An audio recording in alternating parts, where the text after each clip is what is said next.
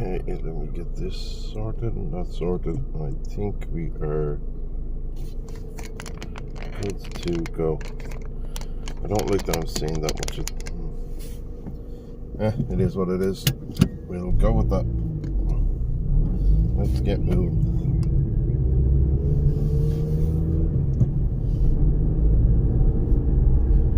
So they changed the traffic, the traveling outdoors category to IRL. That's a new one. I don't know what that's all about. I feel like I probably should get back to using the Twitch app when I'm doing this as well, but I like having the bit rate that the other one gives, so we'll keep it that for the moment.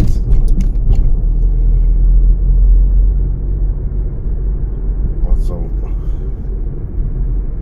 water streaks on my window. God damn it. Oh, I just have to live with it, I think.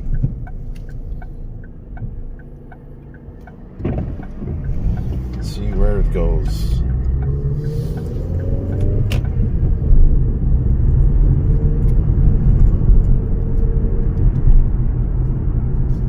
For once, I'm not that late when I'm driving.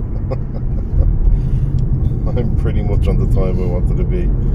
I was saying between 11 and 12. It's 12:15. It took me a little bit of setting up because there was some confusion over the category. They've changed it and all that, so I wasn't sure what the fuck was going on there. Well, now I know, so it is all good. We got the rain. Lovely.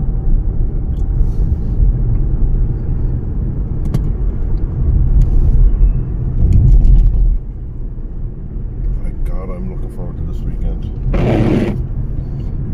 I needed it. I also realized that I have a Jesus, I thought they were going to pull out there. I have a bottle of 2015-2016 vintage lambic from Belgium that I brought home with me probably 5 or 6 years ago at this stage. Maybe less, I don't know. Probably 5 or 6 years ago. That I never drank, so that's coming with me this weekend as well.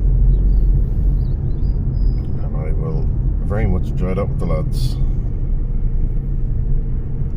I'm looking forward to that as well. And of course, a rake load of beers. Because fucking why not? Well, nah, I didn't go as bad, I don't think, as the last time. So we should be alright. Time will tell. And if I have to buy more, well then so be it. I'll just have to buy more. Oh shit, I do need to fix this. There we go. I just realised my notifications were on in terms of noise on the phone, so there would be pings and shit. Let's turn that off and keep that off for now.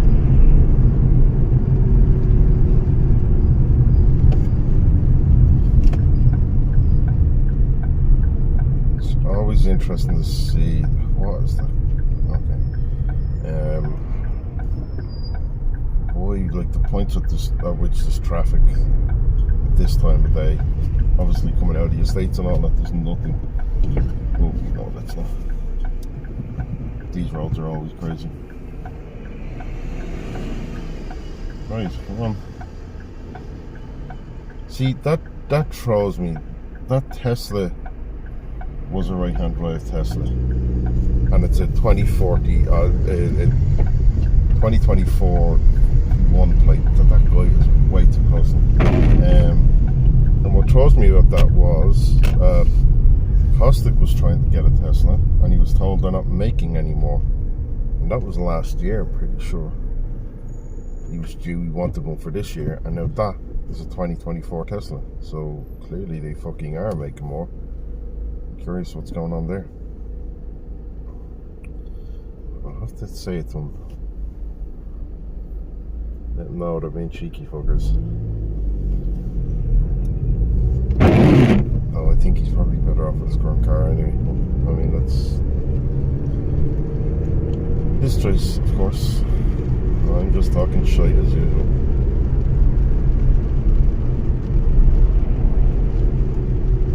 Lovely rainy day. I'm particularly excited for Sunday as well because we have the seaweed baths booked. It cost the Tommy yesterday, so I'm looking forward to that. It's fucking insanely relaxing. It's so nice. Basically jump between a fucking massive copper bath full of seaweed and seawater that's piping hot into a steam box that you have full control over and steam the shit out of yourself. Oh, it's lovely.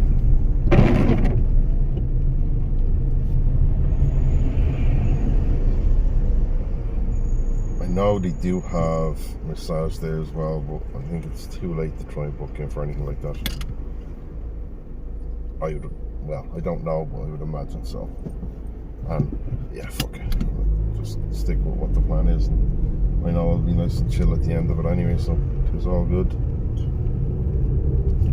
Gentlemen, kindly get the fuck it out of today. Oh, Jesus Christ.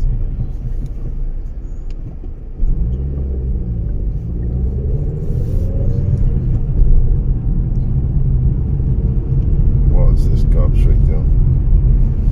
Gob straight to my right. Hey Faye, how are you? And did they really beep at me? Because they came from 3 lanes over. Dickheads. How you getting on, Faye? How's your day been? How's your Friday looking? What you up to today? Every question I could possibly ask all at once.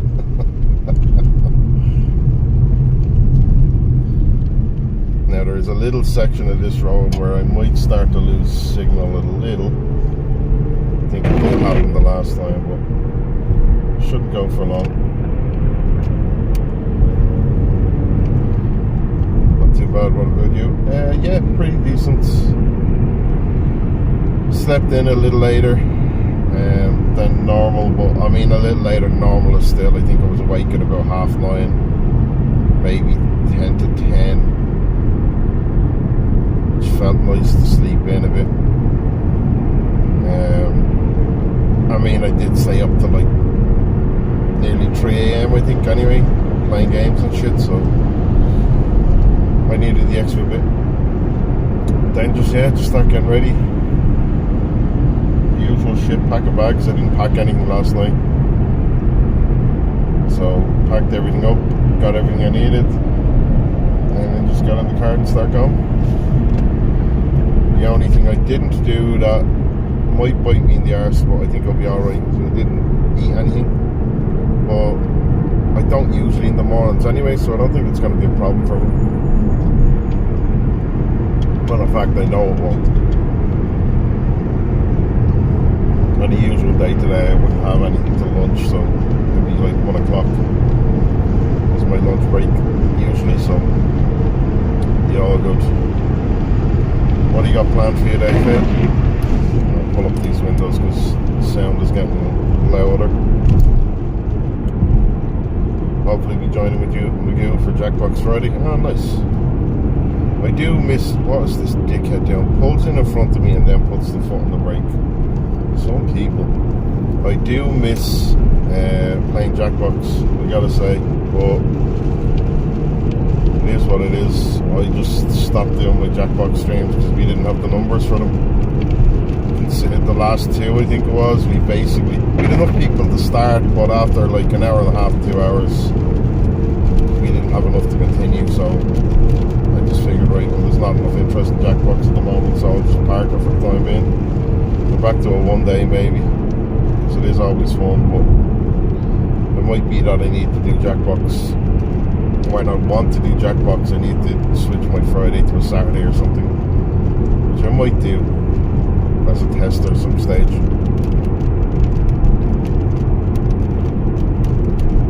Playing a bit of Sims, then playing more Baldur's Gate after you've had a nap. Nice, nice. How are you getting on with Baldur's Gate? How far in are you now? You gotta be getting close. Like, you put a fair whack of time into that now at this stage. I'd imagine you gotta be getting somewhat close to the end. Have you hit chapter 3 yet? I really need to go back over that as well. I'd started a like a frost wizard kind of build playthrough. When I looked, basically I was following a guide that had this insanely good build that works off, I think it was like 1 level in Warlock, not 2 levels in Warlock, 1 level in Cleric, and then the rest, like 9 levels, 9 levels, I think. It's 8 levels, not what we think, because it's only up to 12. Yeah, so 8 levels into 9 levels. I'm being a moron. Into Wizard.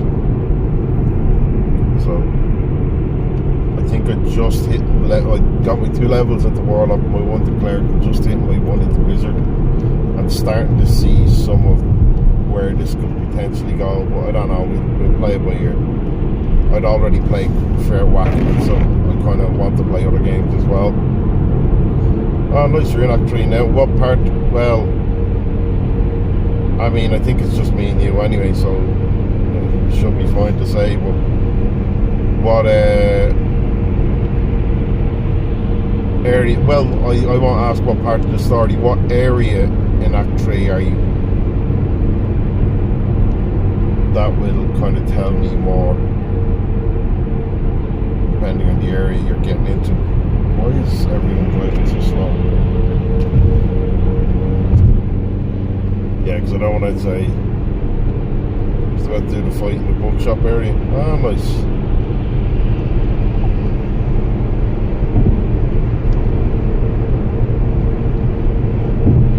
Have you gone down the route of the night song stuff? Did you do the night song stuff? And if you did the night song stuff, without saying what you did you do the good or the bad thing when it came to the night song ending, I guess?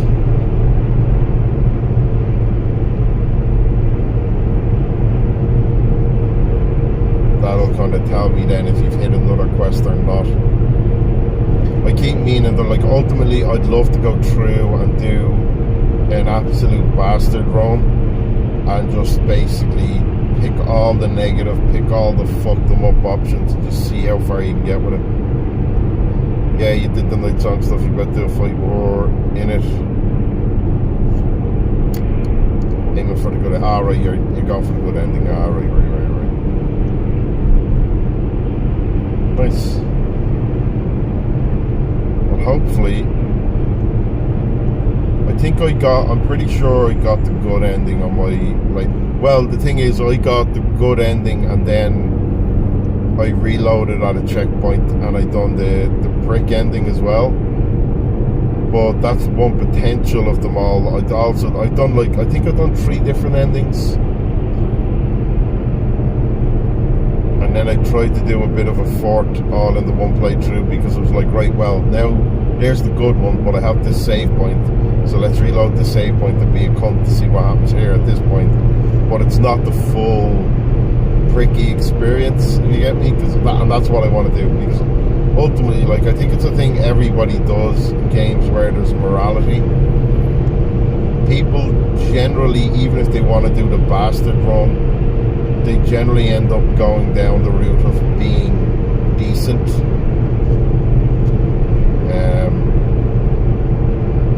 But I'd like to do the bastard run and just stick with the full on, always pick the arsehole answer, always be a dickhead. I think it'd be just funny. It'll end up, there'll be a fuck ton more fights in the game.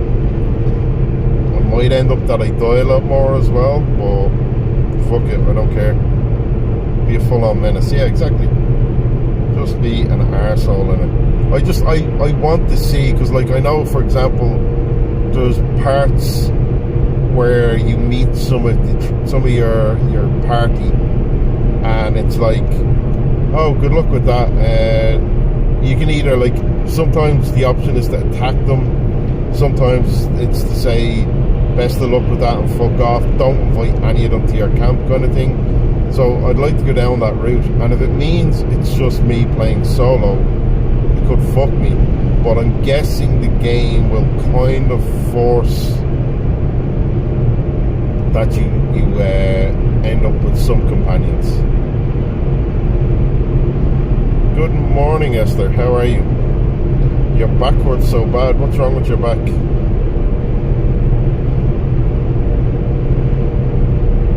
What did you do to yourself, my dear?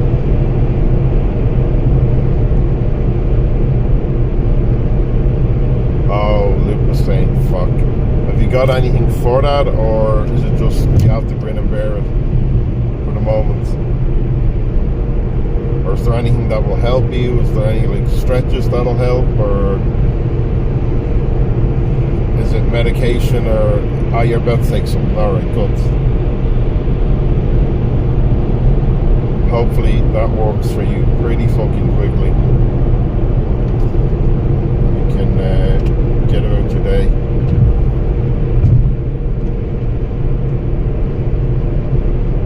It's crazy how you can just take something out without any issues. Yeah, I'm delighted for you. Look, that's one thing you don't fucking need in your life is that fear. And now that that's gone, I mean, it's understandable why it was there, but now that it's gone, you're able to do it, it's gotta make shit way easier. Like, you don't have to suffer through stuff, you don't have to take the dissolvable shit or whatever, you know, you can just pop that tablet and be done with it.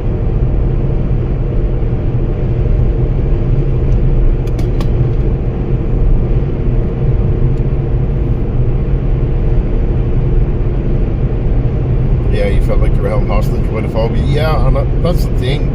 With any phobia like that, like, that's one that could definitely hold you hostage, especially with you having lupus and all that as well. Like, when you need to be able to take medication, you need to be able to deal with pain relief or anything like that. Not being able to pop a fucking tablet in your mouth has gotta be fucking torturous. Like, thankfully, I don't really often have the need to take tablets, but I've never had an issue with taking them. Like, fuck it, I can take the things without water and all that. It's never bothered me, but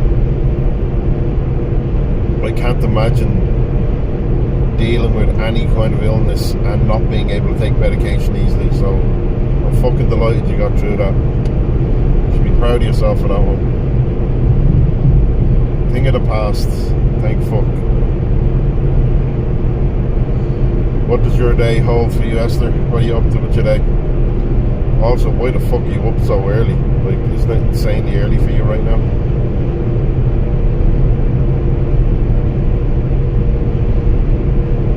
I'm guessing pain is the answer. I asked the question and then thought you did just say your back's a bit, so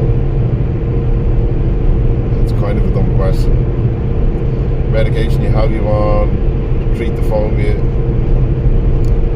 really effective. Oh, fantastic. So they've got you on, that's unusual. Is it like just like an anxiety medication or something they have you on for that? That doesn't make you so anxious about having to take it, or doesn't make you overthink? It's an OCD medicine. Ah, right. And here's the fucked up. It's fucked up that this is a question, but it is because the nature of the phobia. Is that medication a tablet as well, or is that like a drink you drink, some kind of liquid form, or is it actually a tablet? Yeah, it's a tablet. I mean, that's fucked and ironic as hell in a way, but I'm glad you're able to take it. But it's kind of fucking, it's kind of crazy to think like the solution for a phobia of taking tablets is to take a tablet. How does that make sense? But hey, I'm glad you're there and I'm glad it's working for you. That's the main fucking thing, that it works. The craziness of it is irrelevant. But hey, that means you're taking a few different tablets and there's no issue. It's even fucking better. That's a testament to it, clearly.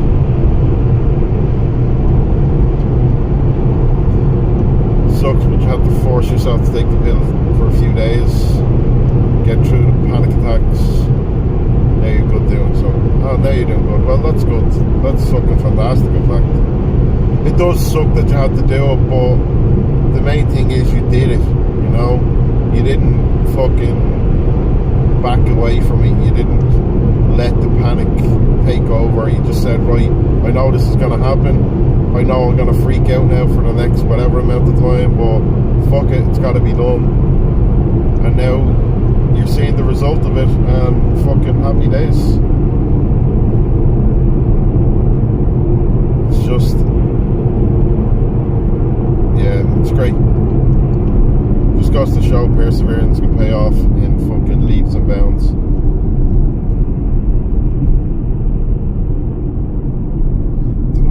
The van was doing, he was up my hole the whole time. I'm going the speed limit, as are the cars ahead of me. There's nowhere else to go. Relax. It's odd, I don't know. People are odd at the best of times. God, I love that tag. I don't have to deal with any of that shit.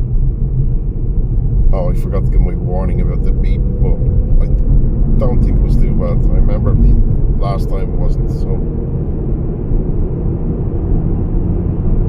But yeah, just having that E-tag lane is handy as fuck. All I gotta do is slow down, let it scan as we keep driving. Don't gotta stop, don't gotta fuck around with cards, don't fuck around with change.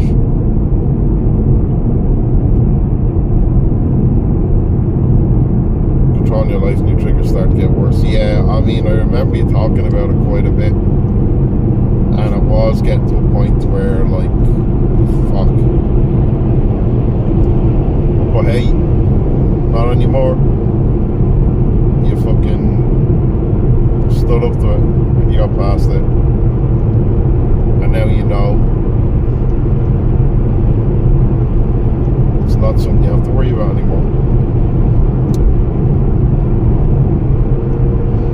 With the medication to deal with that, is it a case of you're on that for good, or are they going to kind of like right slowly down your dosage and then slowly take you off it, since you're kind of already controlling taking the tablets and stuff? Is there a plan for that, or is that kind of something they're not even approaching as of yet? It's amazing you're so happy. I'm happy for you, Esther. It's fucking, I can't imagine having to deal with that. It's easy to forget sometimes, and I think it's one of these things where excuse me, people get caught up in their own shit. It's very easy to forget that the simple things in life, the simple day-to-day shit, what other people are what is perceived, I should say, as simple, what other people struggle with for various reasons.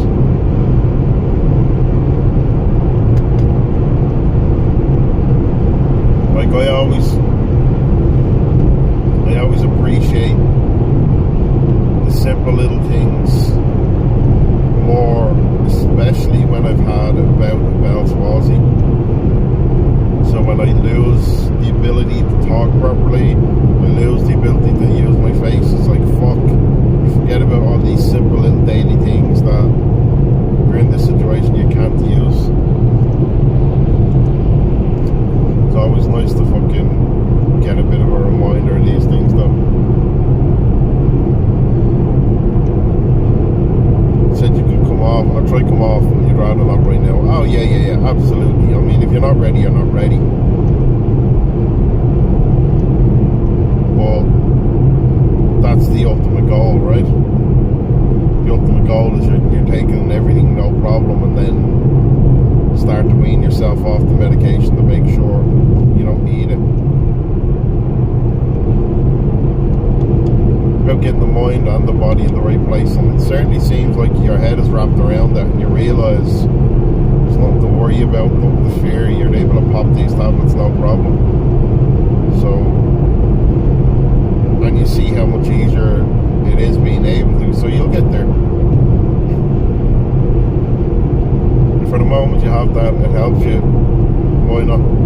As long as there's no long-term downsides, long-term fucking side effects to it, go for it. Therapy's helpful too. Yeah, exactly, that's the thing. As I said, it's getting the mind and the body aligned, and if you're using therapy to help and medication, the two of them are going to help to align, and then it'll be a case of like the thoughts of taking that medication will not even come into your head. You will never need to think about that eventually. And until that's the time, there's no fucking harm taking it. 100% don't ditch the medications if it's working for you at the moment. Yeah, exactly, Faye. I don't think Esther's any intention of doing so. And why would she? Like, just... things are good, it's working, don't fuck with it until you need to. When you feel you're ready, try it, and if it causes problems, well then, go back to it. You know you got it anyway, you know you'll get there, so there's no worries there.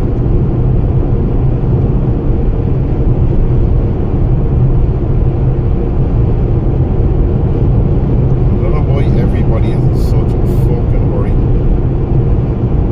That thing probably a long time. You might surprise yourself, Esther, you never know. As long as there's no, as I said, like as long as there's no need to stop, then you don't have to stop. But I think you're probably already at a point where there's also probably no need to keep taking it. But if you're not mentally prepared to at the idea to stop, then don't stop. And once you get to the point where you're thinking, why the fuck am I taking this? Then you'll be good. Pharmacopoeia is rare enough, it's also incredibly hard to deal with, yeah. Yeah, I mean, you're the only person I've ever heard of who has it. I've never heard of anybody until that point.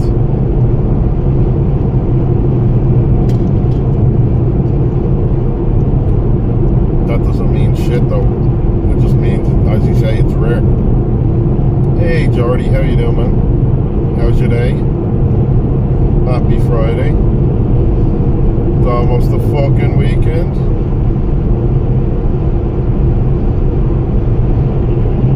Your Truck Simulator graphics got good, right, Chris? How you doing, bud? Doctor told you you're the only one he's treated. 20 years in NYC. Yeah. That's like, yeah, I mean, it's gonna happen.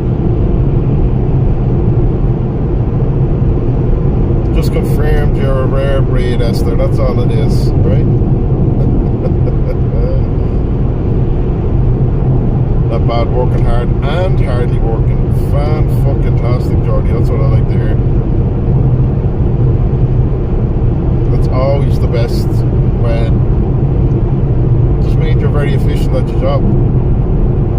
That you get the work done quickly and then slack off for a while. So you're doing both. There's something in the fucking air tonight. I don't know what the fuck, or this morning, this afternoon, whatever. Like, this road is 120. I'm going ever so slightly over 120. I'm keeping in line with the cars in front of me. And consistently there's a car almost up my arse. Like, as in, and when I say almost up my arse, I mean, if I emergency brake, they're crashing into me. They are not safe stopping distance. And this has been happening all fucking after. I don't get it.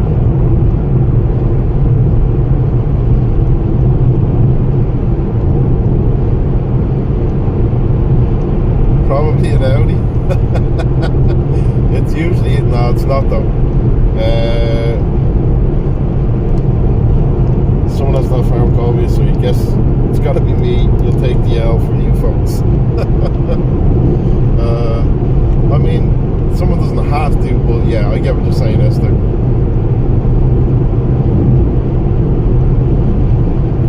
You're no better woman, you can take it easily. You've noticed more happening to us this week as well. Yeah, it's weird, like, what the fuck? I'll give you a laugh. I was in, I meant to actually post, I took a photo, I meant to post it to Discord and I forgot. But I was in Tesco last night because I wanted to pick up a few things before I left. And while I was wandering around, I came across a stand that had Mr. Beast's face on it. I'm like, what the fuck? His chocolate, his Feastables chocolate is being sold at Tesco. I was like, how in the fuck? I never thought I'd see that in Ireland. The weirdest part is it's probably the smallest bar I've ever seen. Like, it's a 35-gram bar. It's so small.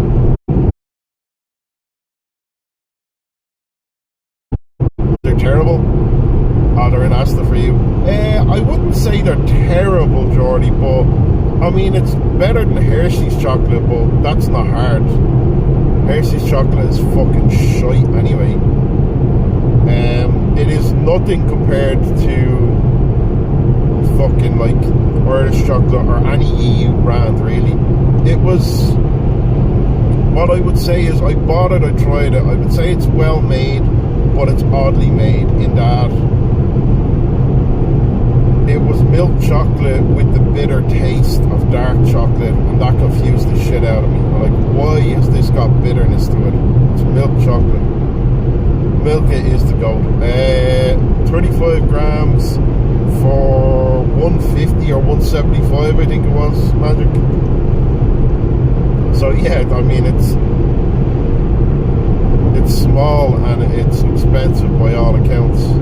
What the fuck is wrong with this bloke? Look at this cunt. When you see this shithead. Oh, never mind.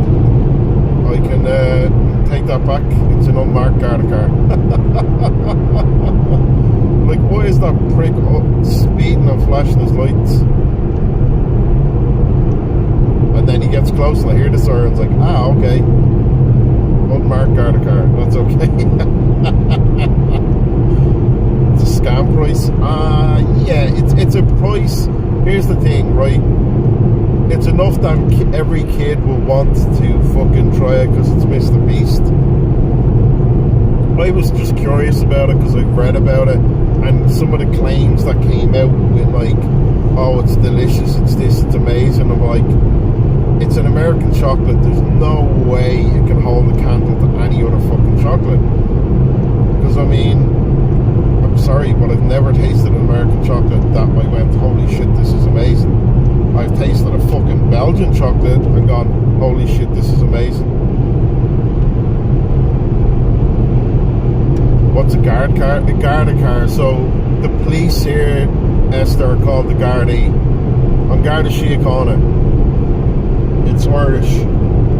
They're not the police, but we refer to the Gardaí as the guards. How are you supposed to know it was copper? Yeah, I wasn't from that side, certainly, Jordy. There's no way I would have known.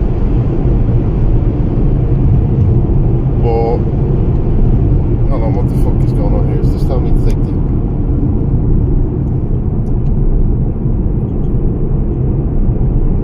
Right, I was getting a bit confused there. I had to zoom out for a second. I don't think it stops it because I thought it was trying to tell me to take the wrong turn. I'm like, wait, what the fuck? Is there something going on that road? Oh, we unmarked police cars too, but you can usually tell because it's a fancy black car. Oh, well, this wasn't. This was just a white van. It did have the sirens, but they were in the back lights. So there's no way of telling. Like, that's why I made the comment. It just seemed like, okay, that's what it is. Well, have you tried any of the, I think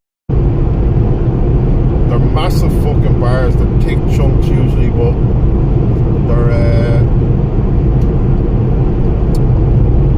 they've good ethics on as chocolatiers anyway, but it's nice stuff. So if the guards aren't police, then what are they? They are police, but we don't call them police. They are the guards.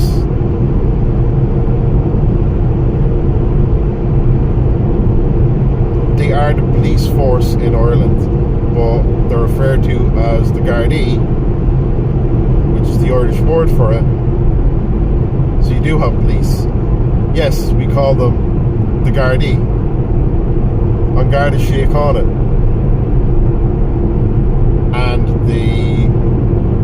they're referred to as the Gardaí, but if you refer to them as singular, you're just going to call them guard. You don't call the police. No, we don't. They're the guards.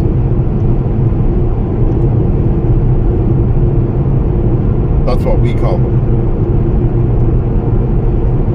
An Garda Síochána translates to protectors of the peace. So it's the same rigmarole as any other police force. That's just what they're called in Ireland, because that's the Irish for it.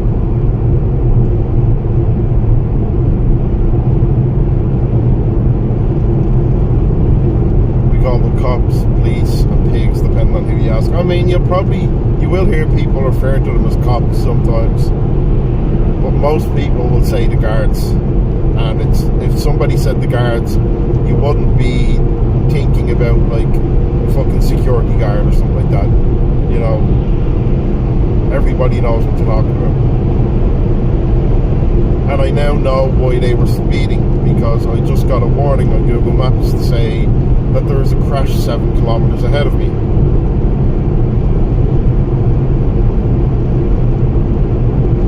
I mean, we have private security guards as well. You'd get that shit here too. Your favourite is the Popo? Yeah. I've never heard somebody unironically call them the Popo though.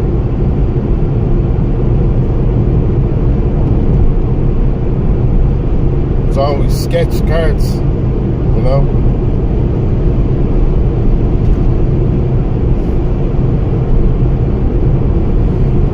That's just the scum that... Anyway, let's not get into that. It's always ironic with fun. Yeah, exactly. Absolutely. No harm.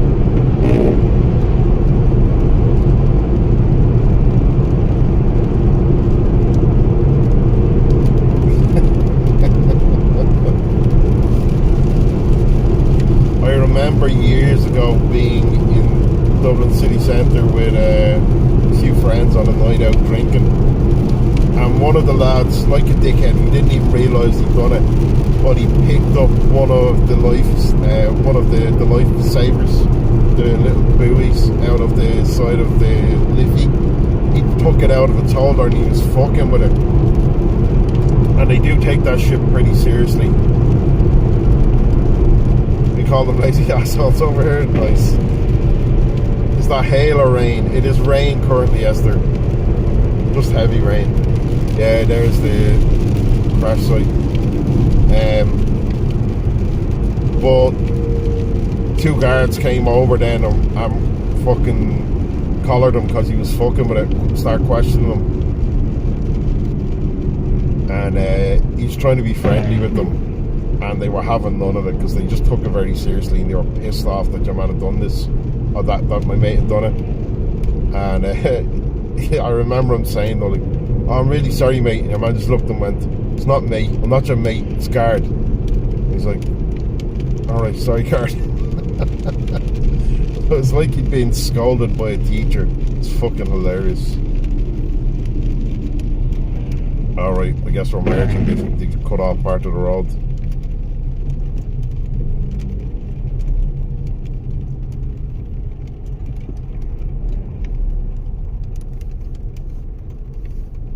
Let's not have another crash. Jesus. This is the one good thing. Everybody's being patient with this and everybody's just merging right and not fucking around. He says as a dickhead to the left fucks around.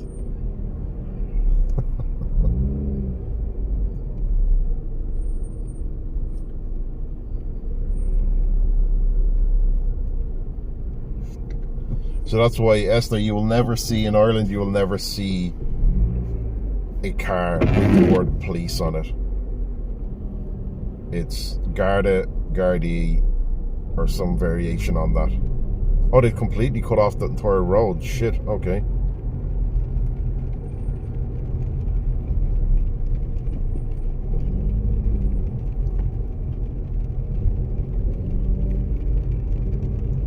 Well, this is fun. This is probably going to add quite a bit of time.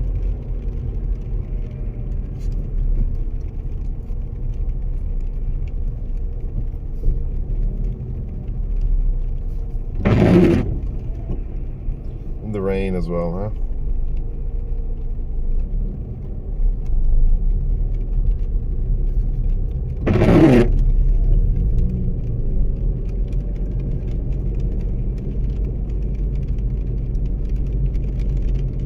Now the question is, can we just go straight over and get back down, or is it going to be completely diverted? I suspect completely diverted.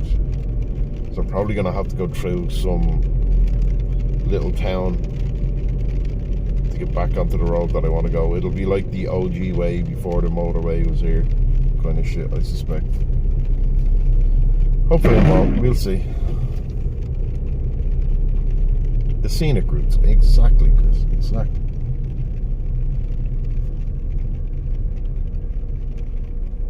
I mean, I remember, yeah, there's a plus 5 minutes for a crash, apparently. I do remember the days of having to take routes like this. That's a fucking long time ago now. Oh, yeah, so everything's going through the roundabout here. There's nothing going straight, so we're all getting cut off. I don't know what the fuck way to go, to be quite honest, but I guess I'm just going this way. I'm figuring it out.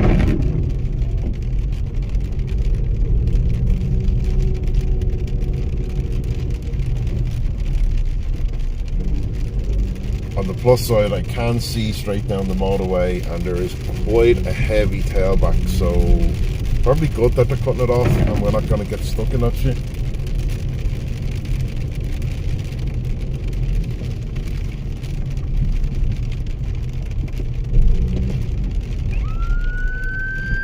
Let that ambulance go.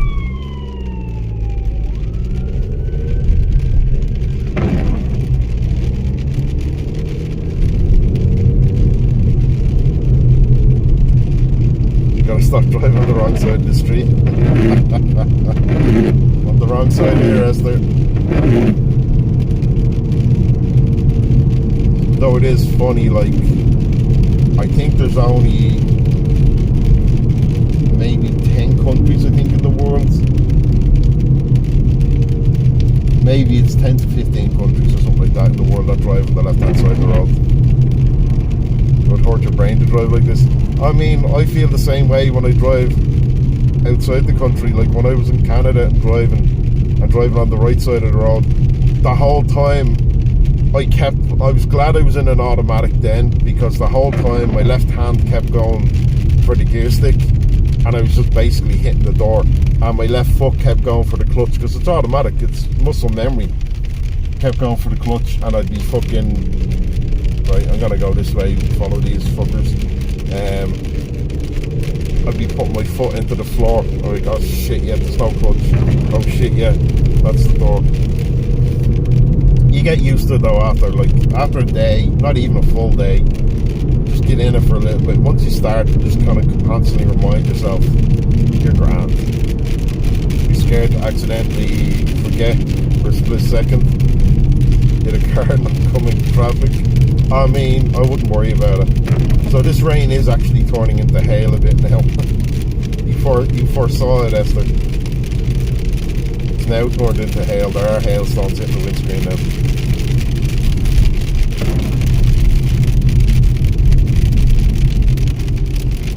That's just fucking typical though. Anyway, I'll get 10 kilometers away and the sun will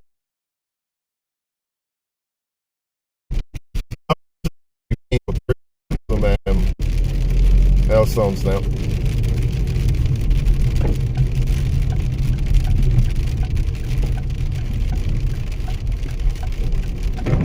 I mean, it's quite common here anyway to have like a really sunny, beautiful day, and then it rain, and then a hail, and occasionally you will see fucking snow in the same day as well. And then it goes back to being a beautiful sunny day and repeats.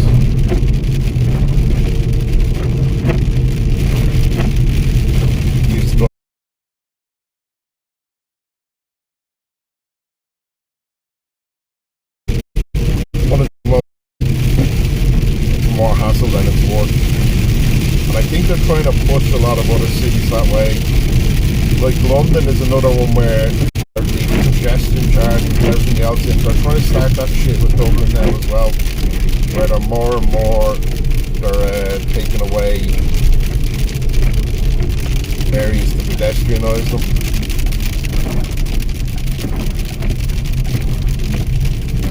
These are the little back roads. So here's the fun fact. This is a two-way road that I'm on right now. This is not one way. This is just a typical little Irish country road. You have to army a soldier car when you came back home. New York and didn't need it, yeah. So expensive to have a car in New York. Yeah, I'd imagine so. Like, I'm guessing they do the same kind of like congestion charge or some additional tariff for being in New York, so you have to pay additional.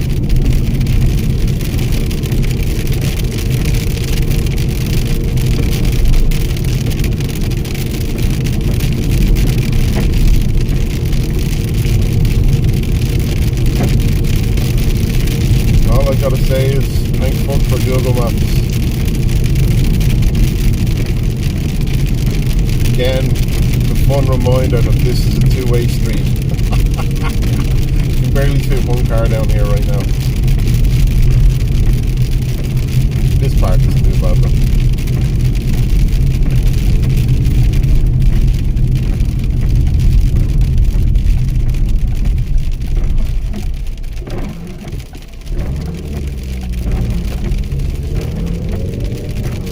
Honestly, can't wait to move to another country. Wait for your money from the school lawsuit to be finalised, so you don't have to worry about that. That'll be good for you. Have you picked where you're looking? Because I mean, you seem to be changing your mind every now and again about where you want to go. I know you were talking Romania a while ago, and then you were talking Finland the other day. See, there goes the rain. From hailstones to nothing, or to light drizzle. There's a few options, alright. So you're still weighing up your options. No harm. May as well. Oh Jesus. Oh, now we get the fun. Here's a tractor coming the other way. Oh no, it's not. It's in front of us. It's grand. No, it is coming the other way. Never mind.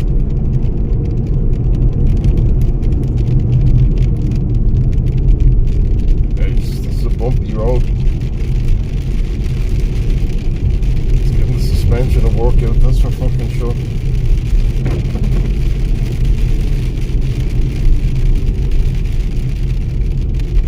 Need to look at the autism resources in foreign countries. I mean, any of the countries you mentioned, I'm sure they're going to be pretty. I don't know what Romania is like, but certainly Finland. Incredible resources. Any Scandinavian. Well, Finland isn't Scandinavian, but you know, any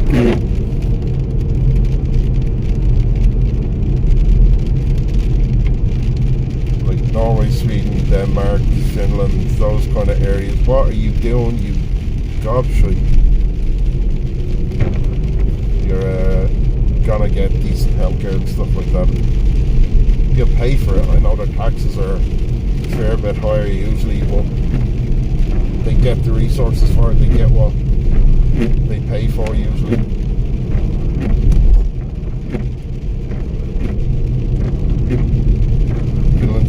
yeah, the best option across the board. Also pretty easy to immigrate to. I know one of my friends recently moved to Iceland, and like we went over to visit.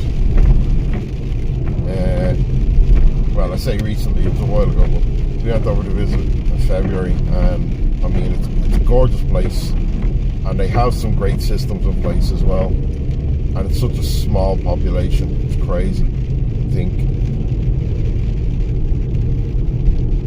And I know there most people speak English there as well, so like there was zero language barrier issues when we were there. I don't know how hard it is to get there, to live there though.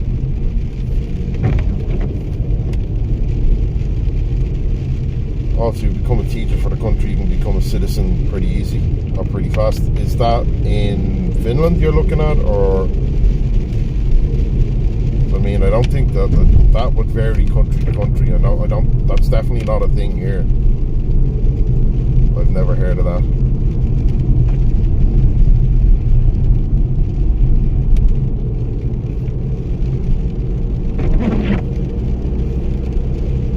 Yeah, Finland. All right. Yeah, I guess. I mean, if they must have a shortage of teachers or something, or teachers are really needed across. Yeah, teachers are always needed everywhere.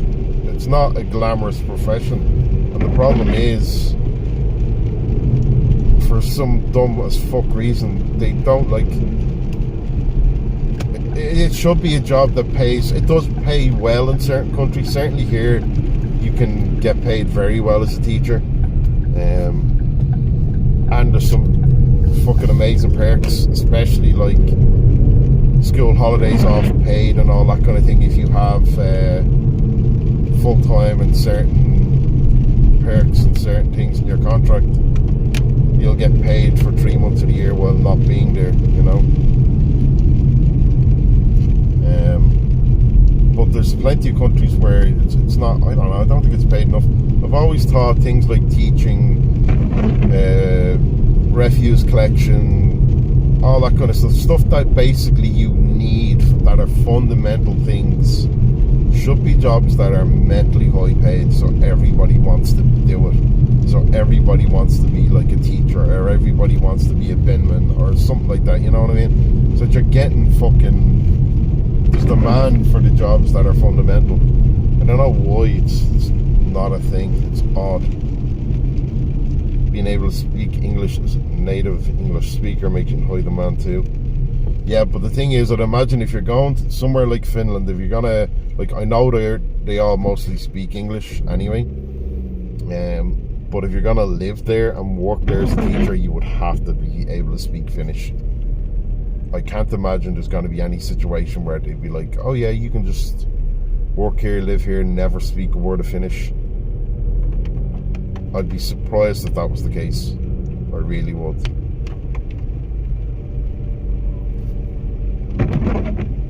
Yeah, you gotta learn the language, yeah.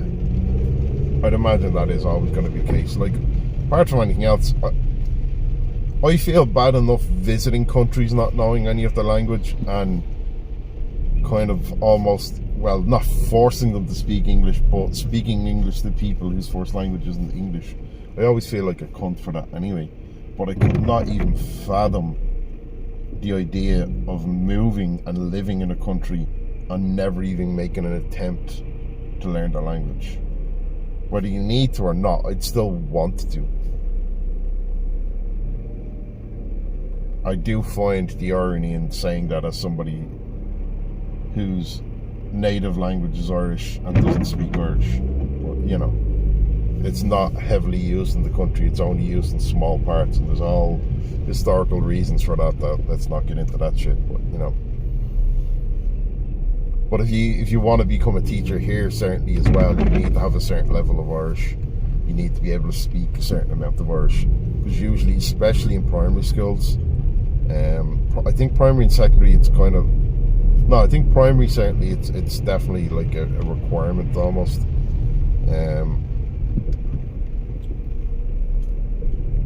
And I do remember as a kid, like, all my teachers used to speak to each other in Irish. And as a way of saying, like, because we would have basic understanding of it as a kid. We wouldn't have a massive grasp on it, and it was a way of them being able to say whatever the fuck they needed to say around the kids without having to worry, you know.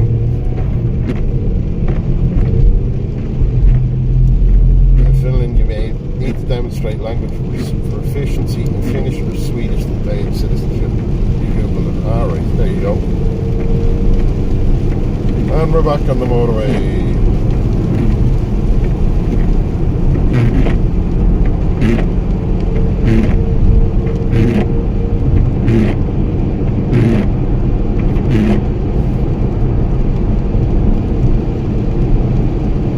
That's our little detour done with.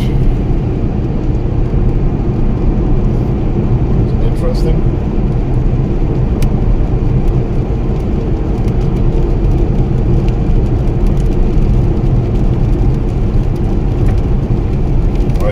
I really need the weather to make up its fucking mind. And either rain or have sun. I can't be dealing with both. I can't be blinded by the fucking light and the rain at the same time. It's taking the piss. Right, I'm gonna go over because you are going too slow.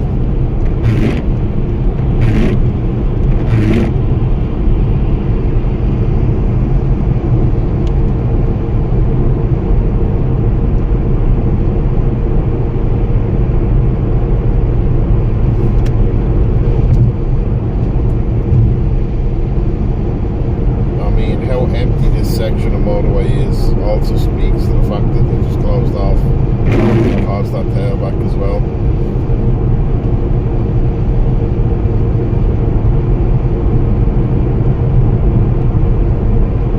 Anyway, we're through that now. Sorted. Happy days.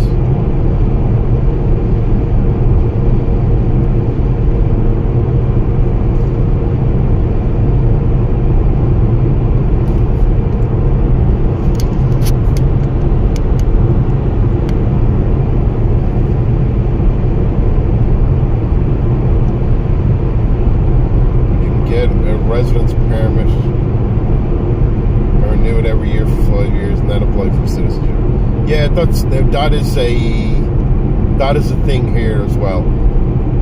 So I think you need to have a residence permit and be in residence, living here for 5 years before you can become a citizen. It used to be 10, I think. If I remember correctly, Costa only told me recently that it's just been reduced, or it has been reduced recently enough anyway. But I think it's that way here as well, because obviously he's living here as a UK citizen and he is entitled to travel, and there is, even though the UK are not part of the EU anymore, there's always still been a common travel area between the UK and Ireland that predated the EU, so that's still in play. So people from the UK can still come and go as they please, and still live here and still work here as much as they want. But I think he basically obviously wants citizenship, so he has to go through that kind of shit for that as well. Hello, rain. Thank fuck.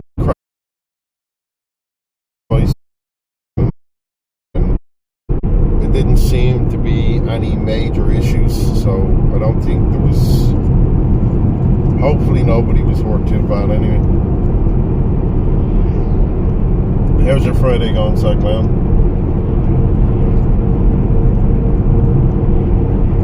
Hopefully, having a good one.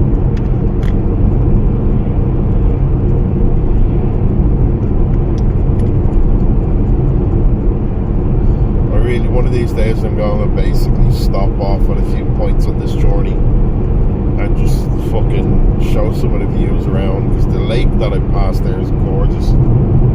I always feel bad that it can't be seen every time I pass it. If I'm streaming the drive, it's like, you're missing out on this view, it's lovely. I mean, IG is always in demand in every country ever. there's never a place that doesn't need more IT workers. It's kind of one of the reasons I got into the field, because I was like, right, well, I mean, I enjoy computers, I enjoy tech, I'm good with it, and fuck it, I'll learn how to code and get into that and start working as a dev. And I'm fully aware, like, my job allows me to work remotely, so I could travel wherever the fuck I want, and there's base, like, there's branch out into other countries, and they're hoping basically to start expanding everywhere to the point where there'll be bases all over, and you can just go wherever the fuck you want and work from there, and allow people to just... It's kind of happening anyway, because one of our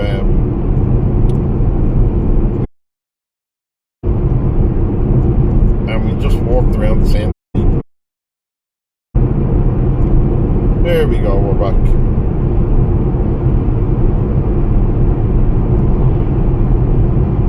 Yeah, I'm in a bad connection area at the moment, so we'll lose connection or we'll get framey or buffer a little bit at this point. Unfortunately, it's just gonna happen. It's always a thing, I'm afraid.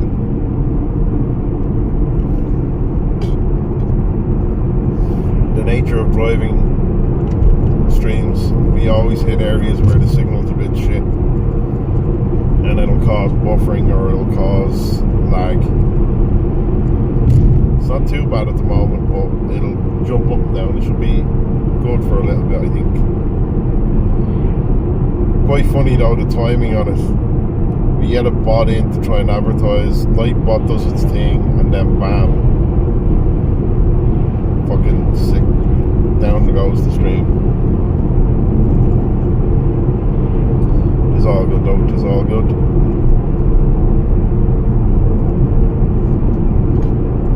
Have your meds kicked in yet, Esther? You feeling a little less pain? Hopefully.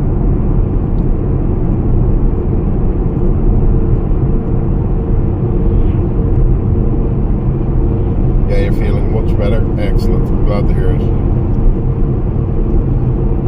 It's funny, I have, especially when I'm not streaming, I have moments of forgetting that half my face isn't working currently, and it's only when I go to say words with P's or B's in them that I feel my mouth is struggling. F's as well, actually. I'll feel my mouth struggle. I'm like, what the fuck? Oh yeah. It's not working right. I keep forgetting this shit. It's weird.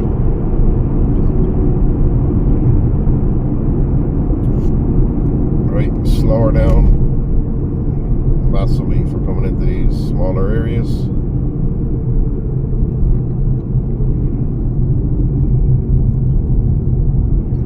It's a busy day here. Think that would mess with your phobia? What, Bell's palsy would? Or not being able, like, or struggling to do something? I mean, I don't think it would. There's no medication you can take for this. I mean, initially when you get it, you'll maybe, like, I was prescribed steroids, but they never do any. I'll always go through the dosage anyway, just in case, but they never do any.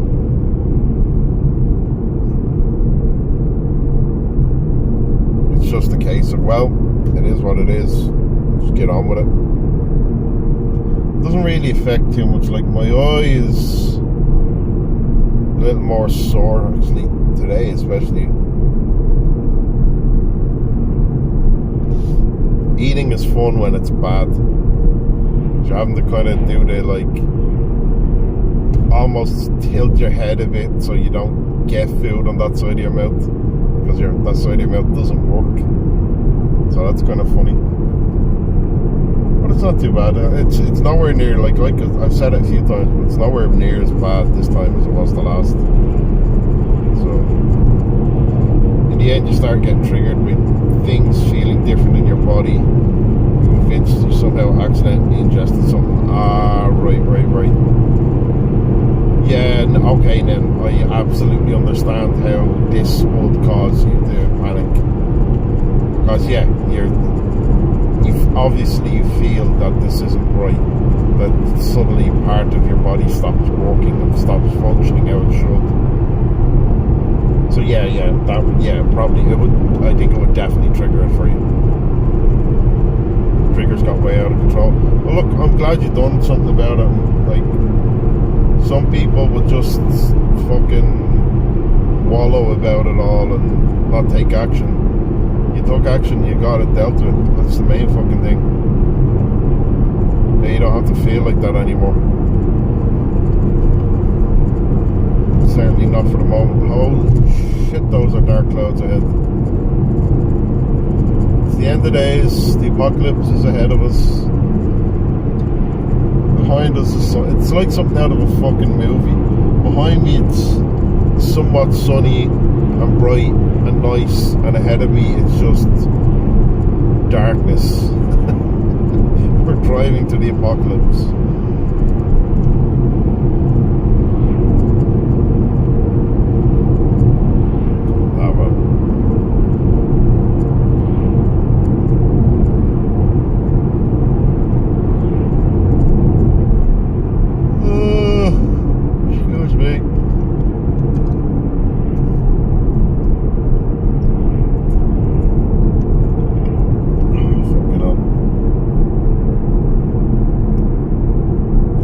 Probably caught up with the traffic from what was caused by that car crash. You wallowed for as long as you could until you started being triggered by phantom ideas, and you were like, okay, now I'm just being ridiculous, I need to get help. Well, I mean, I think most people generally will find it somewhat difficult to seek help or anything like that. Even, I mean, there's still so much stigma around the idea of therapy. So many people still see therapy as a weakness. It's a weird thing. Like, it's somebody who's specifically trained in this shit to help you, not fucking. Yeah, it's weird. I don't get it. It's still, look, it's illness. Mental illness is illness. Anything mental that is causing problems for you, that a doctor can't help, a therapist can help, because that's their fucking job. Even the word mental illness, like, it's mad to think how triggering it is for some people, I guess, to think of anything as it's like, it's not a mental illness, but it kind of is. Like, depression is a mental illness, so you seek help to get it sorted. Anything that causes that kind of stuff. It's not saying there's something wrong. It's, you know, it just is what it is. Do something to help yourself get it sorted.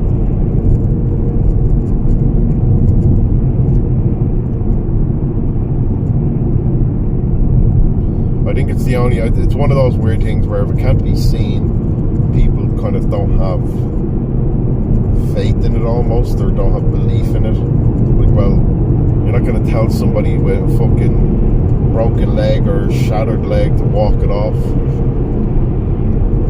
But you tell somebody who's depressed to just beep someone, do it. There you go.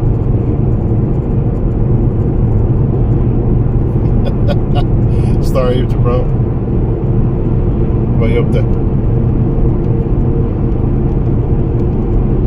Do you keep the fuck off you? Not doing anything like that.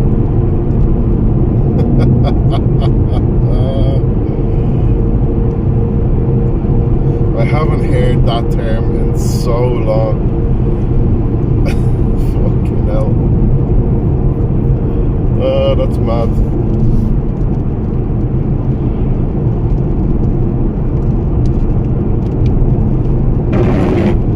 Working on your project.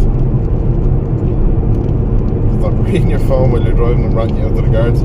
I'm glancing at my phone, dickhead. I'm not reading my phone. Just like I'm glancing at a map. I do the same, so shut your mouth. Rat whatever you want.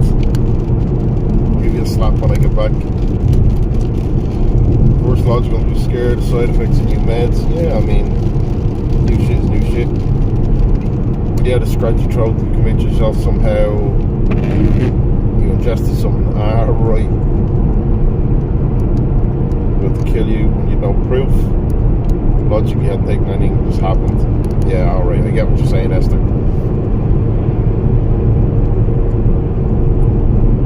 Collecting Jake. So close to done with the project. Fantastic. Into testing tomorrow. Nice one, bro. You'll have to show it to me later. Let me know when you've deployed and let me have a fuck around with it. I'll catch you later.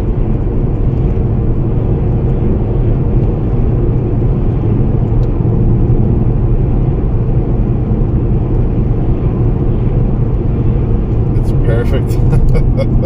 Nice. Yeah, I heard it looked well. Enjoy breakfast with the kids. Catch you in a bit.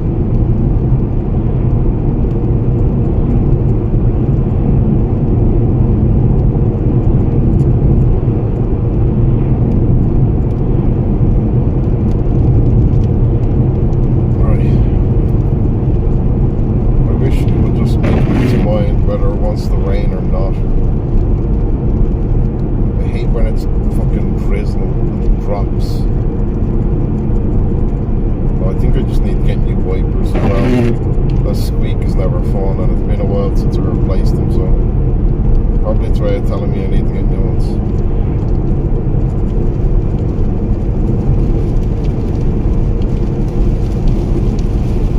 I think made up his mind now, he heard me. For fuck's sake.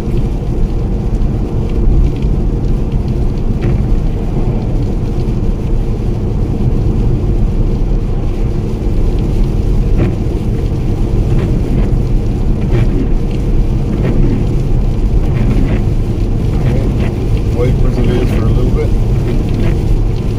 I need to see.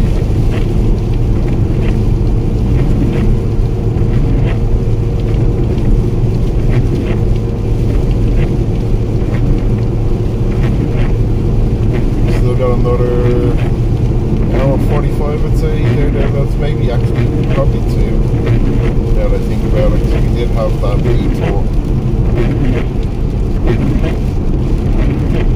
so that probably ate into the time a bit as well. God, I hate that sound.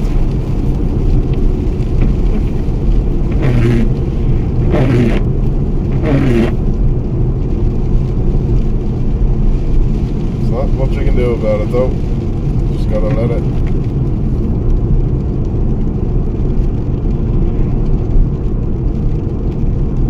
Probably gonna drop signal. No, actually, I think we're alright for the moment where we are. I don't think we should see a drop in signal for a little bit.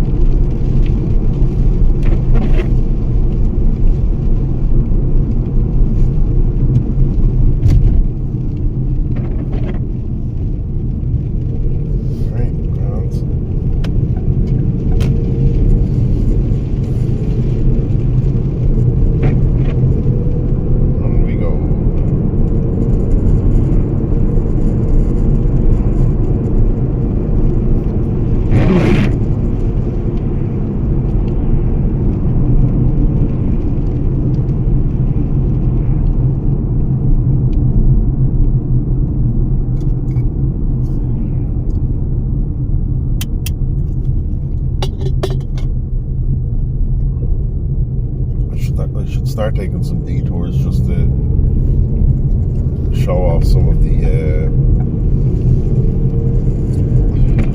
statues and random shite that they put on some of the roundabouts. I mean, I'm not going to do it today. I might try and organise something like that one of these days. Intentionally do a detour like that. Might be interesting.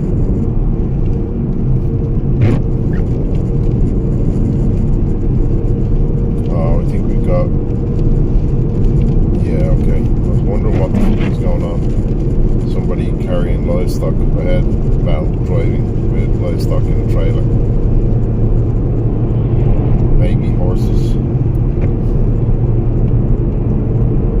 So they're going a little bit slower.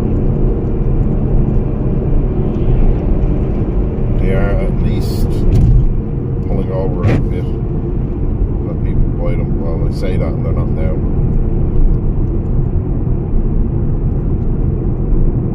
Making a liar out of me.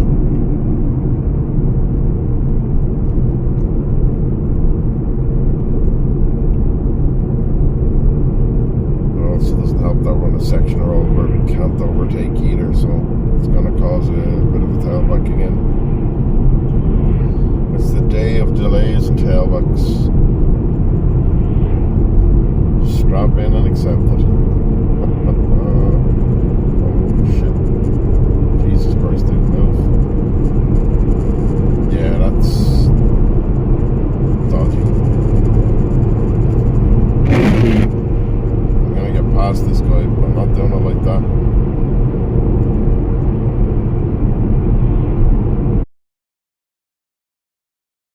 This is where we go silent for a little bit because I really got to concentrate to get past this lad because no, actually I don't think I can right now.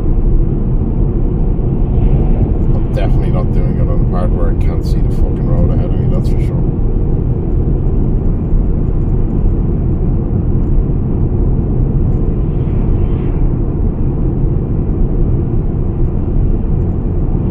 Yeah, I think it is horses, yes.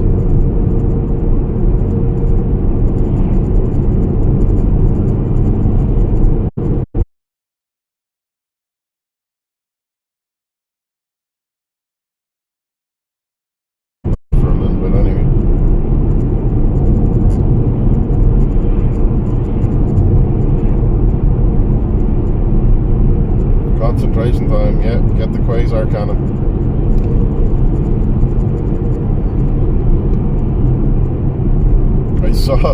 I saw a little clip. This is where we get it. Of somebody doing like a Helldive tutorial. Helldivers tutorial talking about quasar cannon, and they kept popping a Helldiver onto the screen. Every time they'd say quasar, he'd come back with croissant. It was kind of funny. Like, it was a stretch, but it was done well enough.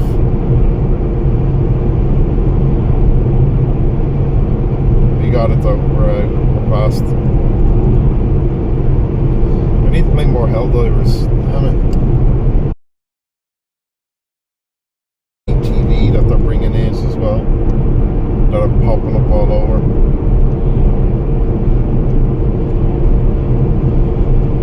Times being sapped lately though, yeah, I feel that I'm a bit different, and they had an event on at the moment that I was playing a bit of. I do enjoy Helldivers a lot. It is a lot of fun, but I just feel like it's one of those games that's a lot more fun with other people that you know. As much as it can be fun playing games with randoms, it's a lot more fun with mates. And the problem I have currently is, although I know a lot of people that are playing the game, everybody that I know who's playing the game is squadded already. So nobody is free to play the game because everybody's already got a squad. So I tend to I'll jump on usually, do a few randoms and then go, jump off. But maybe I might stream it again in the not too distant future, because when I did that and then Thompson and Data and Paladol joined, that was a bit of crack. And I think Snowy and Chris initially were playing with me a bit, but their time is being pulled to other games now as well. It's just like everybody basically, everybody wants to play multiple things. There's too much good shit out there to stick into one game, too much. But I think Helldivers is ideal to jump in and out of anyway. You just got to be able to dedicate an hour or two to it to get the mission complete. complete, don't do it. Fucking could see that brick pulling. To get a mission complete, and then you can pop out and play something else for a bit.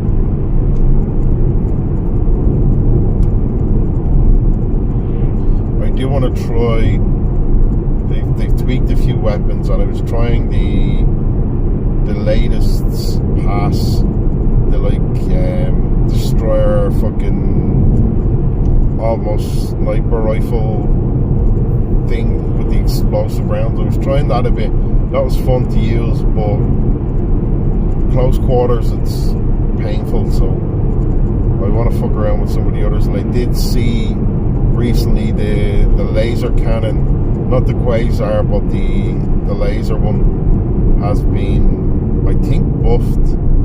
Certainly people are using that a lot more for the bots, and by all accounts it's fucking nuking hulks. I want to get in and give that a crack, because I never really played with that much. Never really bothered with it. But I wouldn't mind giving it a crack and seeing how it's shaping up. I also want to get that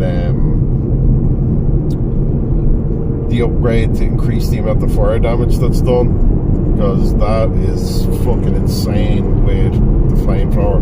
I've seen some crazy plays with that against fucking chargers and shit like that. Hey Angler, how you doing, dude?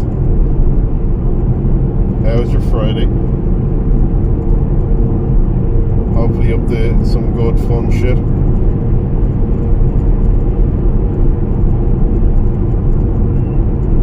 Oh, fucking hell. We got about another hour and a half, hour and 40 I think to drive.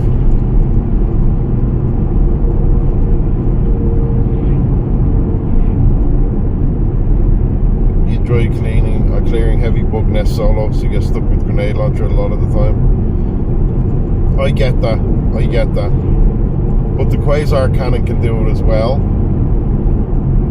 And the quasar cannon, obviously it's not going to clear it as quick as grenade launcher.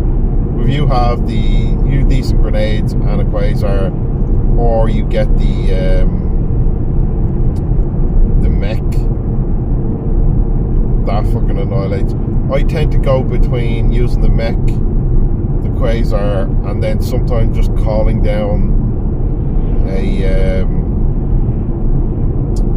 laser beam for my stratagem that just goes to the holes and starts burning them. So if you've cleared out enemies, yeah, you like to be quick about it. Yeah, no, honestly, for clearing out nests quickly, it's hard to beat the grenade launcher, because you can just fucking run and blast, and once you get good with that, you can clear them pretty nicely.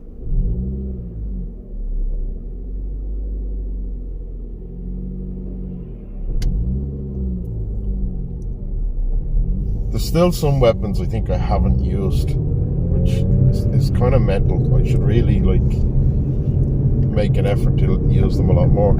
I did try that laser pistol, the secondary. Wasn't a big fan of that. I tried as well the new grenade launcher secondary. Wasn't a big fan of that either. And I'm constantly seeing videos where they're like, oh, it can clear this, it can clear that, it can clear the other, it can do this. And yeah, but what you're failing to remember, what you're failing to say is it can do that with precision use in 4 or 5 shots. Other shit can do it quicker. And a scout armor at the moment as well, hardly any. Oh man, for achievement hunting, when I was going for my blitz mission in 6 minutes or less achievement, I had to put on light armor, and I've been using medium armor most of the time. Don't think I've ever used heavy, but I had to put on light armor. Good Christ, it's crazy how squishy you are with light armor. Just that difference between light and heavy, light and medium, is insane.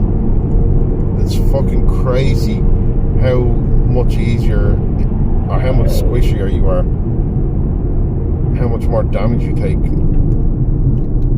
what we needed to use that for, I wanted to basically, because the Blitz mission, the whole idea being do 7 to 10 bug holes or whatever in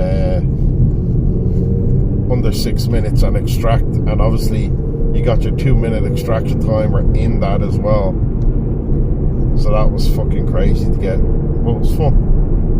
Part of it's RNG, and then that new booster that reduces your time to extract is fucking so good for doing that. You have so much speed though. Yeah, that is true. You do get so much speed. You do become a very speedy boy with that armor for sure. The problem is if they do manage to catch you, you get a little fucked. But absolutely, it's much easier to get away. You have to have the limb perk as well. Which perk are you talking there? Is that the one where you traverse through shit easier, or like you can take additional damage? Probably the one where you get through shit easier, I'd imagine. The heart, okay, so it is the vitality one. Yeah, you're a little more resistant.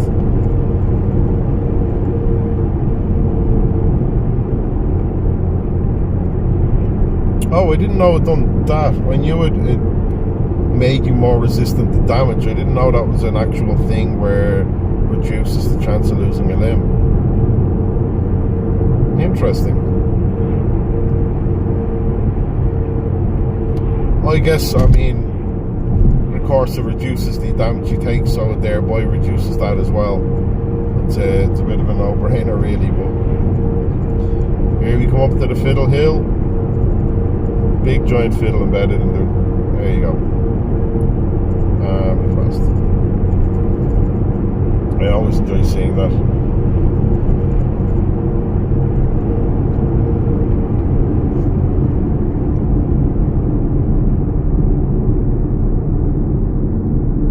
Yeah, I do. I really like.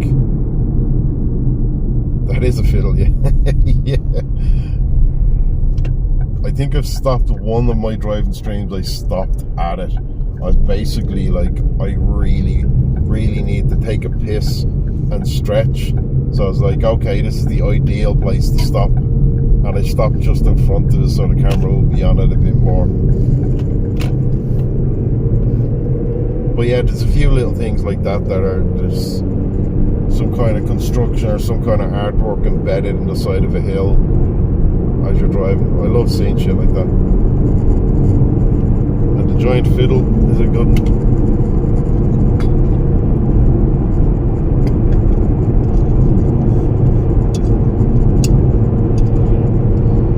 Are you excited for more Alan Wake later, Jordy?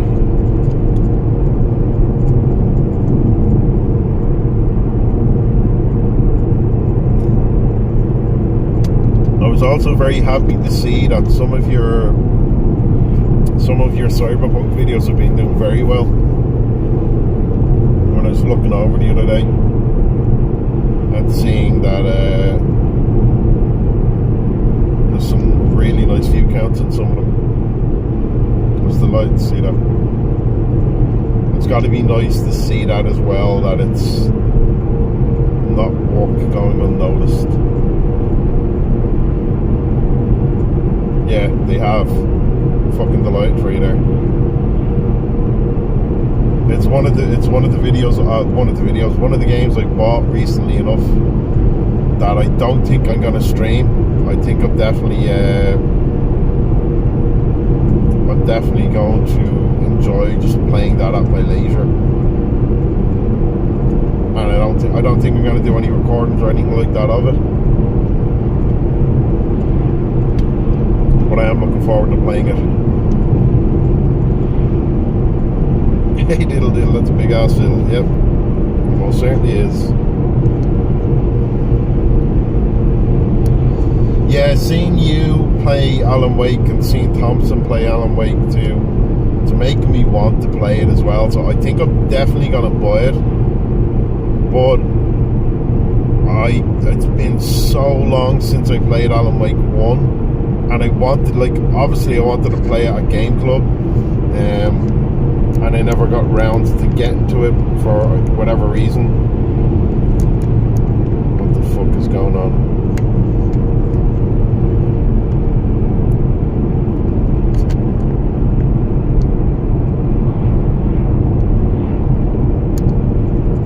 Sorry, I'm getting sent shit and I'm like, what's going on? I'm starting to worry that there's some kind of emergency or some shit, so I stopped for a second there.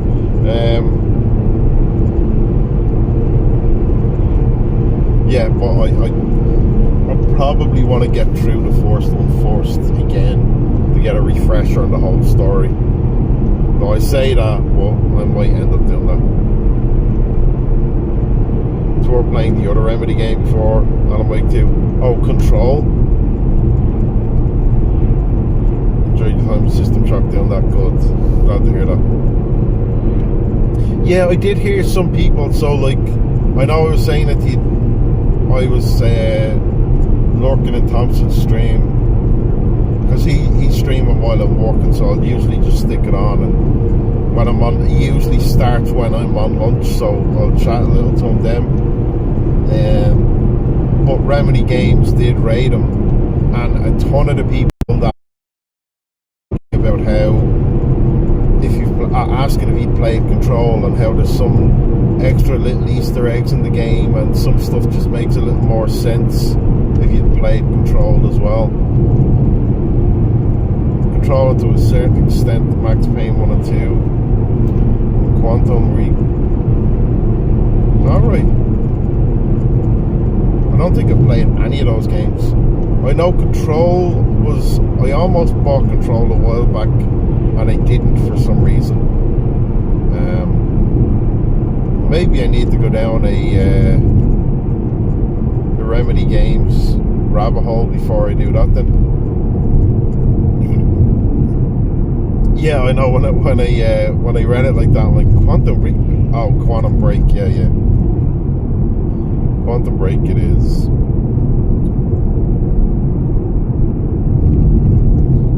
Tell me about it though. I done the same thing. Fuck it,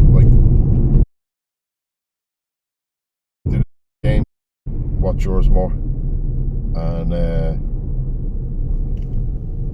I was typing like a. I always let myself fuck up like that though, because I'm like, right, well, I've been working and then I go straight to stream and not too long after, so fuck it, I'm mentally tired. I'm allowed to be a dickhead. Depends how dedicated you want to be. They're not necessary, but they're all good games as well. Well, that's, yeah, I mean, obviously it is one of those things that if they all tie in some way, it's nice to know and nice to play. And I've heard or read, and the people who were chatting away about the game, that like Alan Wake 2 is one of those games that you really got to get multiple playthroughs to fully enjoy. We are about to lose signal pretty bad, I'd imagine. Here we're already starting to, but yeah, they did say like some stuff becomes very clear on the second playthrough, and I'm not always a big fan of that, but I do like when games don't force it, but you will get more out of it for doing it, for doing a second game, or doing like a new mode plus, or new game plus game version or something. I do like that being an option in some games.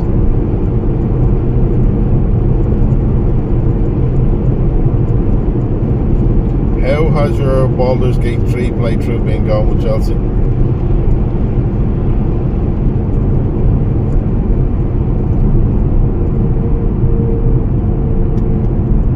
How he's progressing, or are you done?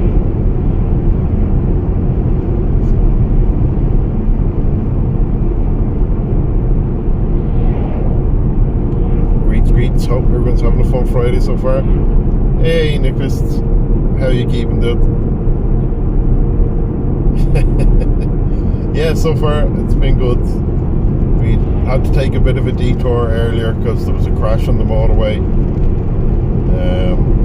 So we're a little behind, but it's not like I'm on any time frame anyway. Like, by the time I get to Mayo, the lads will still be working. So, you know, it is what it is. I'm in no hurry.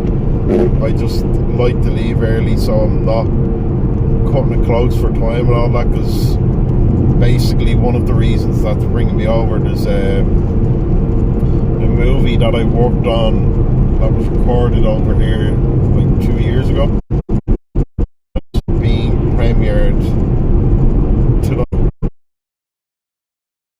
Good. That's kind of why I do this as well. Something a bit different, let you see some of the countryside as I'm driving through. Enjoy the lovely Irish weather.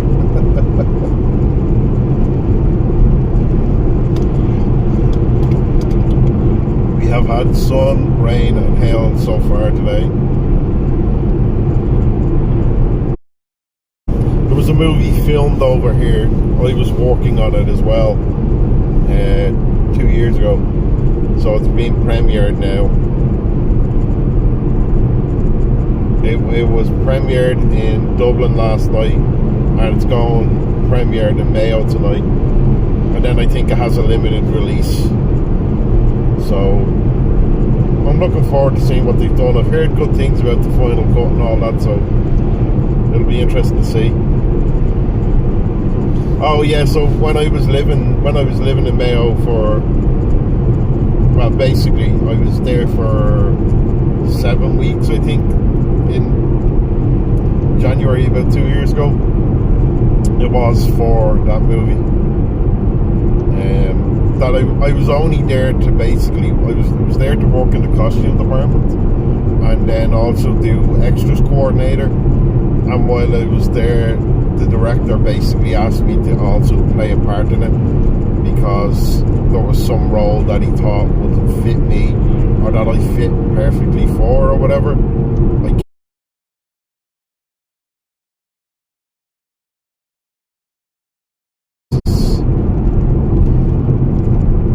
Accents were drastically different, I guess. I don't fucking know. So yeah, so it's a very small part that I've done in it as well. So I'm getting ready to cringe hard at the idea of seeing my fucking self on the screen, trying to act as somebody who is not an actor. So that'll be interesting. It's a cool situation. Ah, yeah, it was fun. It was interesting for sure, and it was funny because some of the support cast, like obviously I'd be talking to everybody because I was in the costume department, so they all come through us. But there was like 3 or 4 main leading roles, and then lots of supporting roles. And I mostly would have spent time chatting with all the supporting actors and spending the day around them a lot.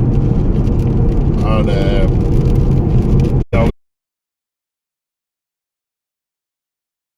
costume you is scary. I'm like, what the fuck are you talking about? I'm the same person. Like, no, you're a lot more strict. I was like, I just want you to be in the proper costume, and it's only for this period shit, because I don't care about the contemporary stuff. The modern day stuff doesn't matter. Nobody's gonna spot you.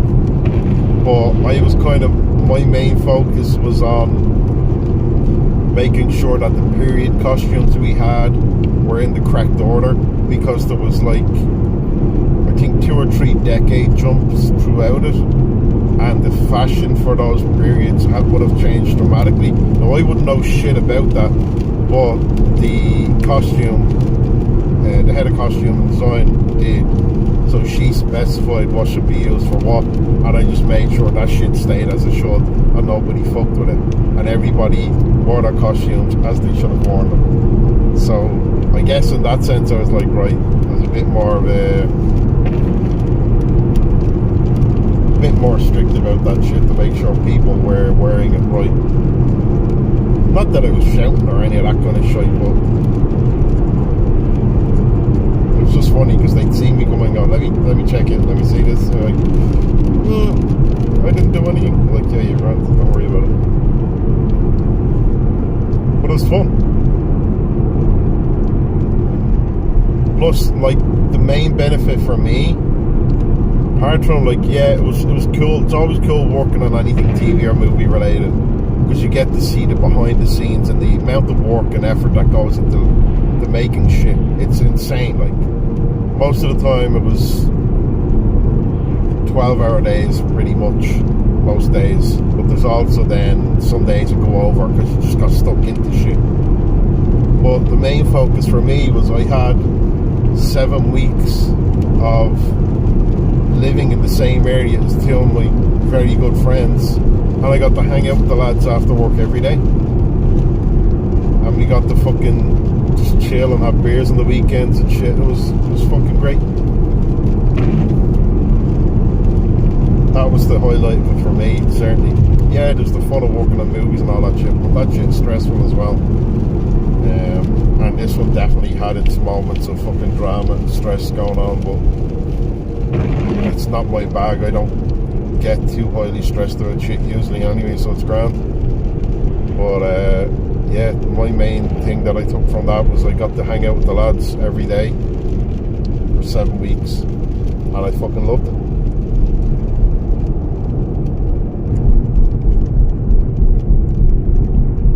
It was even funny because it was while we were there filming, my birthday came up, and I was obviously working away on my birthday and whatever. I don't put stock in it too much, but the lads went out, and like my two mates went and got some killing Caustic basically, and got balloons and tied them to my car and put banners over my car windows and done all this kind of shit so everybody would know that it was my birthday.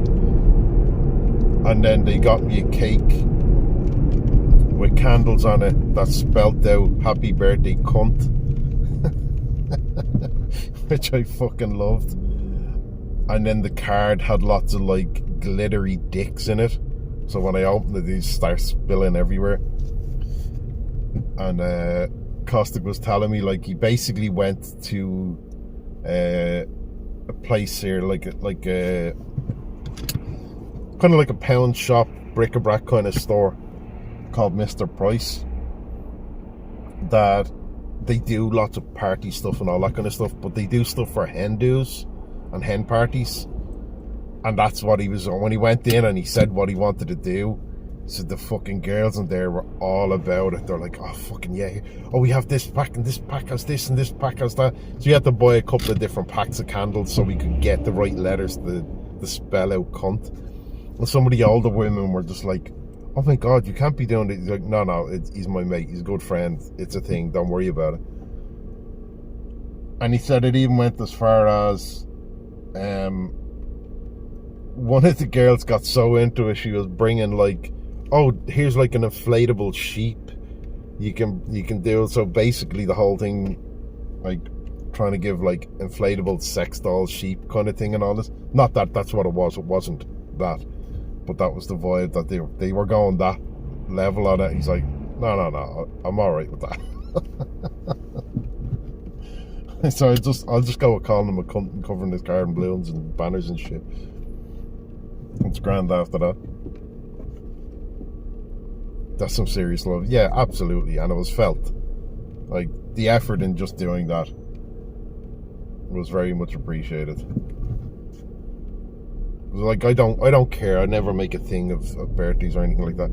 Especially because I have, like, my sister-in-law, her birthday is like 4 days after mine, and she does like birthdays, and it's oh bollocks, I didn't make it on time. And it's one of those things where we share a lot of common friends and friend groups, or we certainly did at the time, and we used to always go out drinking. This is my younger brother, who would be a drinking buddy, so we used to always go out together as well. So we'd have all the same friend groups, and it was a case of like, well, I don't really care about mine, she likes hers, so I'm not going to set up a party, because we don't want like, oh yeah, we have a party today and another one in 4 days, that kind of shit. So I said, like, I'm not going to do things, I'll just go to hers and celebrate there. Was usually the kind of thing. I think most people, especially once you get out of your fucking early 20s, I think most people don't really give a fuck about birthdays anyway. Maybe I'm wrong, but I don't know anybody that's mental about theirs. It's just a fucking day.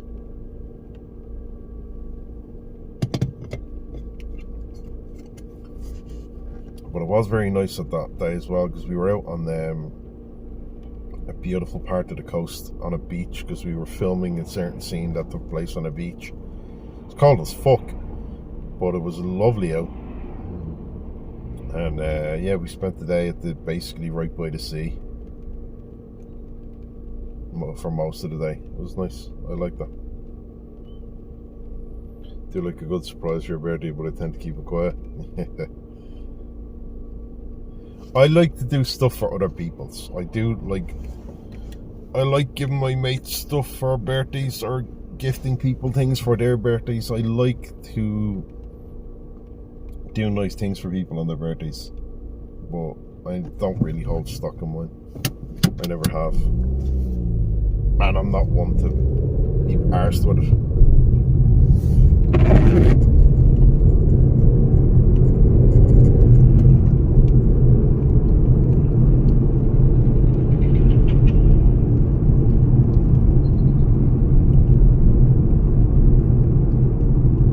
I do like this town, area, village, whatever the fuck you want to call it.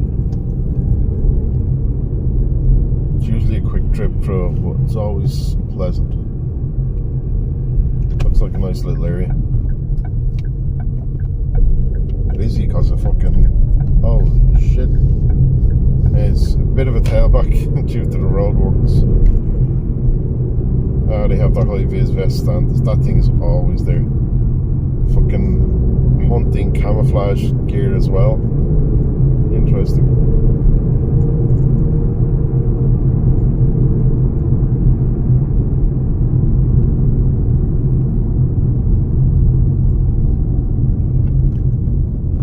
Weather looks perfect. Zero bad drivers. I wouldn't say zero bad drivers. That's fucking definitely not the case. Because, especially considering our detour was taken because there was a car crash on the motorway. And I did start it off with some guys driving right up my arse most of the fucking way. But there's no terrible, really.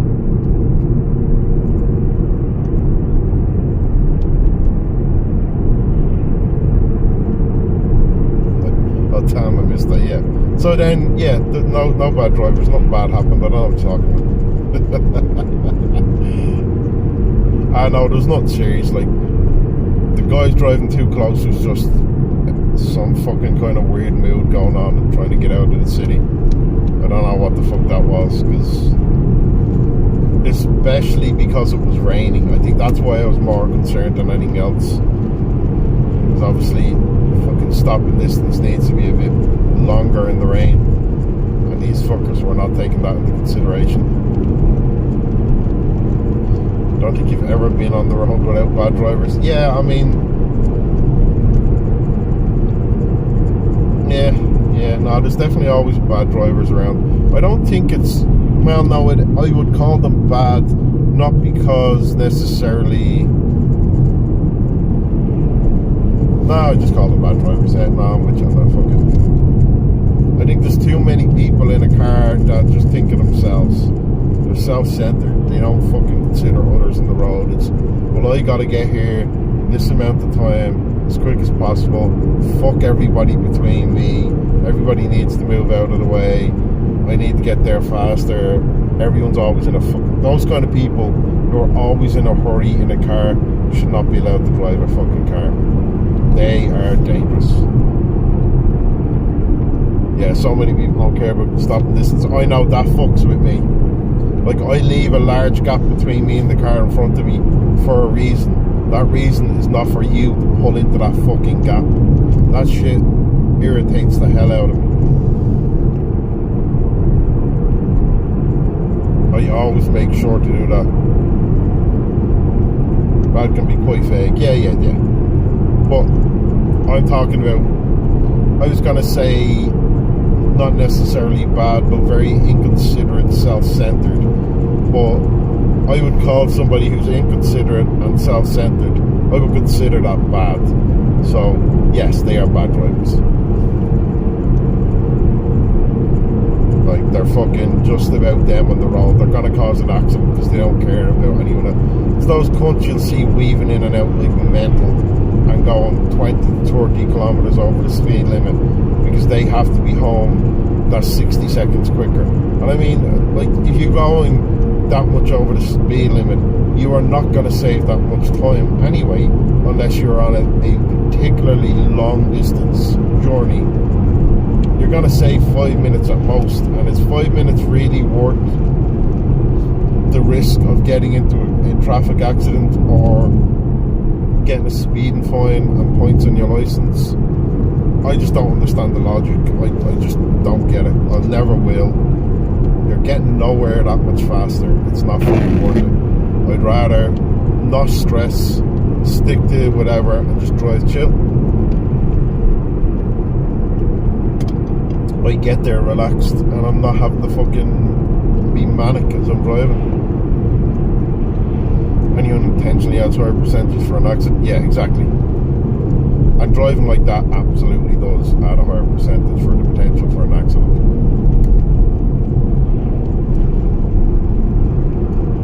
Like, I always find it funny, my sister used to fucking say, or to slag me, used to be like, you drive like a granny or something like that, she'd be saying. I'm like, no, I just obey the speed limits. I just drive at the limit. Like, I don't speed. That's why you think I drive like a granny, whereas you'll end up with tickets and points. I won't. So, fuck you.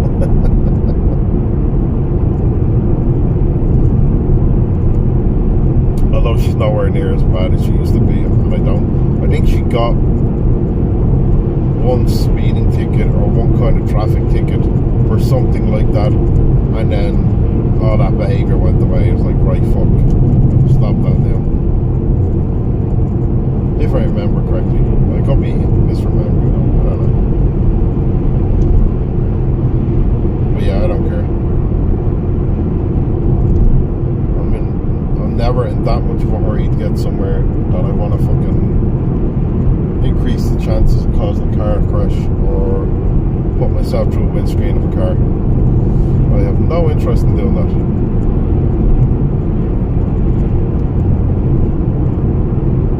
If I ever want to do that, it'll be because I'm fucking putting myself into a wall, and that's an entirely different situation. Which won't happen.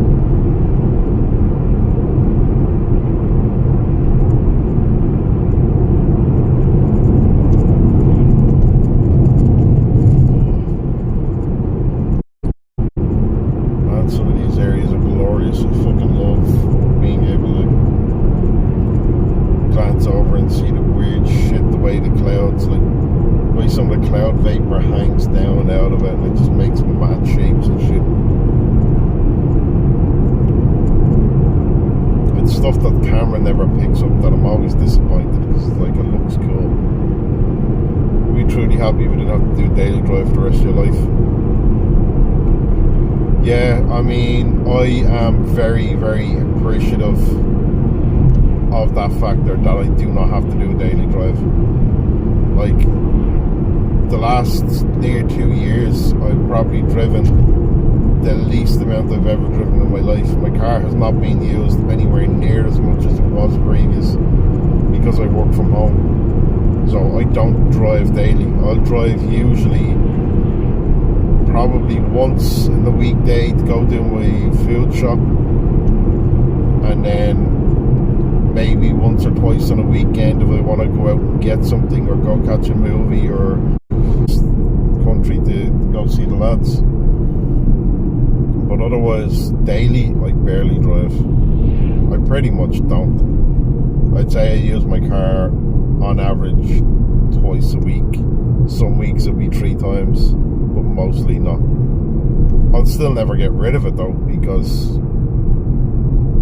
I wouldn't be able to do this kind of shit, and my premiums and all that aren't crazy, so I don't mind paying them.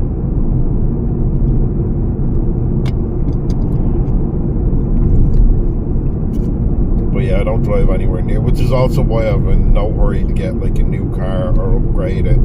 I also never gave a shit about that stuff anyway.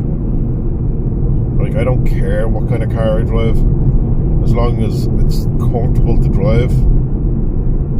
Which I've never been in a car and thought, oh my god, this is uncomfortable to drive. The only thing I do think I will make sure, and this is the first car I've had it. This is the first car I've had air conditioning in. And I think it would be a standard thing I would want in a car after this, purely for the weirdly overly hot days that we have every now and again. Being able to have that cold air on those days is a fucking lifesaver. So yeah, I think I would want that. That'd be about it. Yeah, absolutely. Aircon in a car it's a must for me now.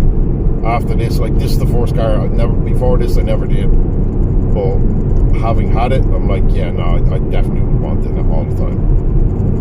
There's nothing fucking worse than driving on a super hot day and not having the ability to feel cool or just not boiling your bollocks off. You wouldn't get rid of your car? Yeah, I mean, I'll drive this thing till I can't anymore. That's usually what I do with my cars anyway. Any car I've ever owned, I will drive it to the ground. I'll look after it. Quite frankly, some I didn't look after the way I should have. But some just had problems that happen with older cars, and it is what it is. I'll always get any work done that is needed to be done, but usually, like, I won't bring my car to a garage every year for service and all that shit. I'll just do that myself. If I need an oil change, I'll do my own oil change. Brakes need doing, I'll do that myself. The only thing I generally don't do is change the spark plugs myself, and they don't need changing that often. And one of my brothers has the right tools and all that shit for that stuff anyway, so I'll get him to give me a hand with that. But basic maintenance like that, yeah, do it myself. Obviously, if it needs fucking more detailed shit, I'll bring it to a garage and let them do it. Could I do it myself? Probably. I mean, we're in the fucking era of YouTube. There's a video on how to do everything. But I'd rather pay somebody who knows what the fuck they're doing when it comes to that kind of stuff. The only thing, actually, funnily enough, one thing I really should have done by now, and I haven't, is the latch on the bonnet is not working right now. And I bought the replacement part for it, and I still haven't put it in. Because basically, there's like on a Ford Focus, you lift the symbol, the Ford symbol up, and there's a long bar that goes to the lock that you twist, and there's a part on that can break quite easily, and that has broken. That stops me doing that, but it's grand. It's fucking, I don't need to open the bonnet that often anyway, and I can get at it if I really need to. But I have the part to fix it. I really got to do that soon, just cause. Although certainly I'll have it done this month or next month, because I've my NCT coming up soon, so I'll need to be open for that. Year two, second hand around £1,000 every time we buy as well. Yeah, that's the same. I think this was the most expensive car I bought. Maybe.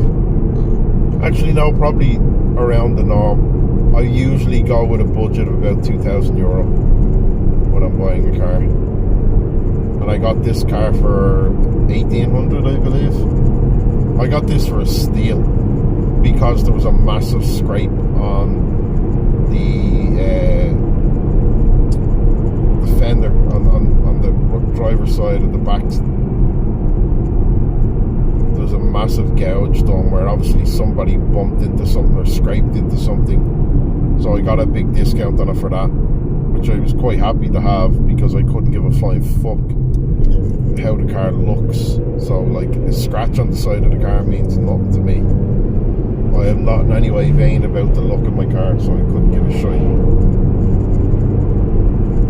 And the even better part is when your man gave me that deal, he gave me it with the car like as seen, because they'd only taken the car in that day or the previous day, and they hadn't even validated the car, cleaned it out or anything like that yet. And when the deal was done, the agreement was that they give it, I think the agreement was like they'd give it a hoover or whatever, or a quick run over to clean it out. But I'd take it otherwise as is. And he didn't realise at the time that this, I'm pretty sure, in fact no, I am absolutely sure, this is an English import, because it's in miles per hour for one, it's not in kilometres. Obviously it has the kilometres on the inner rim, but it also has aircon, and the Irish version of this car didn't come with aircon as standard, the English version did. So somebody had, the original owner obviously imported this at the time, and your man didn't realise that, so he could have gotten a lot more for it based on the fact that it had air conditioning. Because when we mentioned it after, like, the handshake was done, the deal was done, and it's mentioned, God, it's great that it has aircon. Your man went, wait, what? Like, oh yeah, the aircon, and it's lovely. Like, I didn't know this had aircon. I was like, well, too late, sign the fucking paperwork, it's mine now, bitch.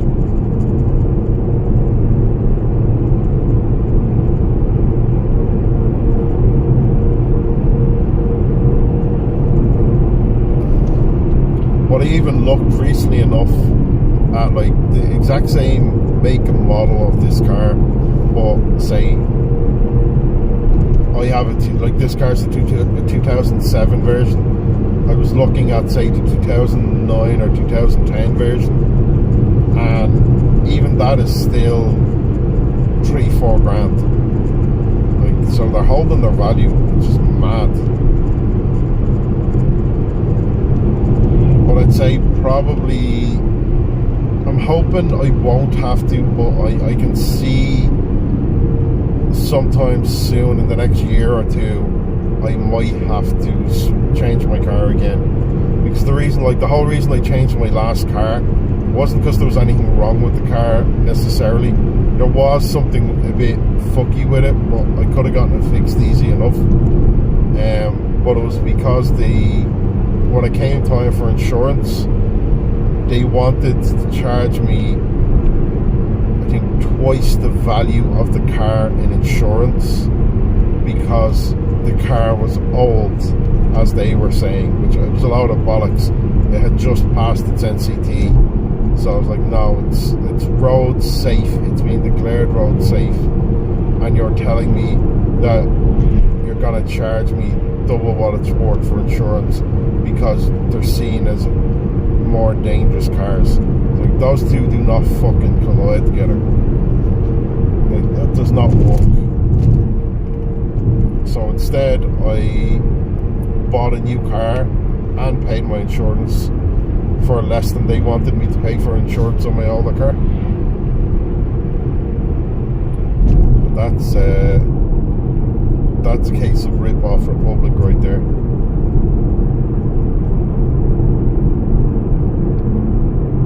Some of these cunts can get away with anything. Like, I got my insurance on this car for $460 or something like that, $460, $500 for the year. And I know some companies at the time when I was looking it up were trying to quote me €1,000. I was like, what the fuck are you talking about, €1,000? I've been driving with no claims for 15 years, 16 years, something like that, on a full license. Why the fuck would I be paying that kind of premium? That's mental.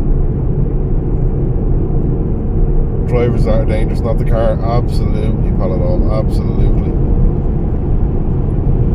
It's bullshit. It's scam shit that insurance companies pull because they can.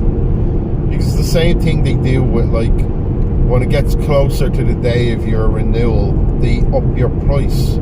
So if you get a quote for insurance a month or two out from your renewal price, it'll be at least feed me some bullshit about, oh, the rates are variable and it can just happen that way. It just depends what's happening with the market. And then after getting off the phone with them, I changed my quote to be 4 weeks away from when it was, or a month and a half away from when it was, and suddenly my price dropped massively. So I was like, okay, so it is just to deal with the fucking closeness of needing the insurance. You're charging more because you can. Needless to say, I did not go with that company again. But it's the same thing even with my current insurance company.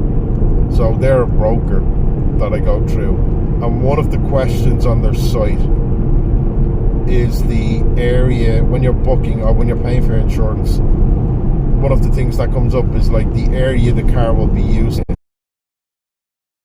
I think nearly €150 more.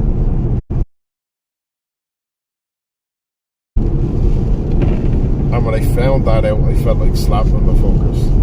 But I was like, yeah, well, I'm going to put Dublin under and save myself 150 quid because I do not only use it in this area. It's just where it stays at night. There's all these really fucking weird things that insurance companies get away with that does my head in.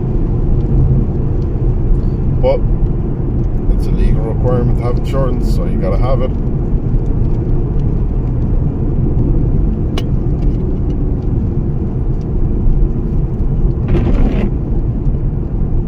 The only thing I've ever let lapse on my car is my NCT, and usually that's because of the waiting list for an NCT. Like currently, my car was due to be and in September I went to book my test, and the first available date for the test was June. So it needed to be retested in January. The first date they could do it was June at my NCT centre. So I just booked it for then, and there's nothing I can do. I was like, well, the is your show you have it booked, and you tell them, look, this is the first available date they had, it's booked, I'm waiting. It's generally not a problem, so there's that at least. Your insurance company raise it every year until you call them. Hate that they don't give the best deal in the first place.